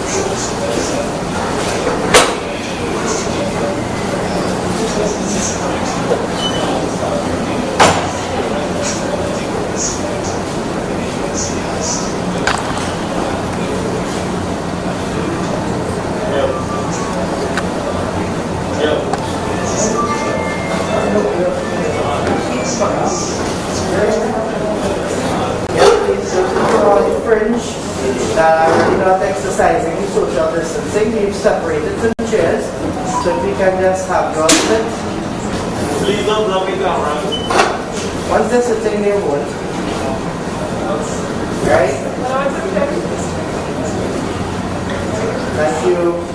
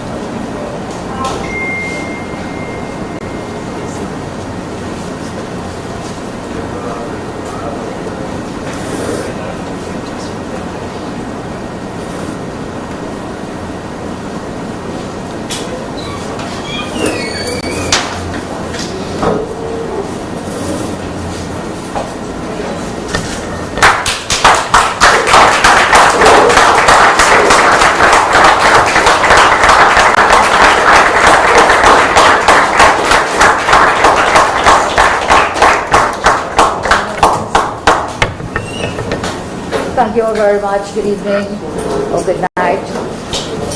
And so we are still on the date of August 10th. I just want to thank everyone for all the support throughout the campaign. We fought a very good fight. So let's give the team a round of applause. However, tonight I am not giving any concessionary speech. I am not conceding. Our candidates in several of the marginals are in the process of filing for recounts because the numbers are so close, those recounts will be done. And only then can we concede or claim victory. So that's the way forward for us. Thank you all very, very much. Go brave. We fought a good fight. We did our best. And of course, we will continue to do our best for our country and for our constituents. So I think Barry is here. He won his seat. Give him a round of applause. Michelle Benjamin and Ruba Tableman, I congratulate her. And 3 marginals will be under recount. Thank you all very much.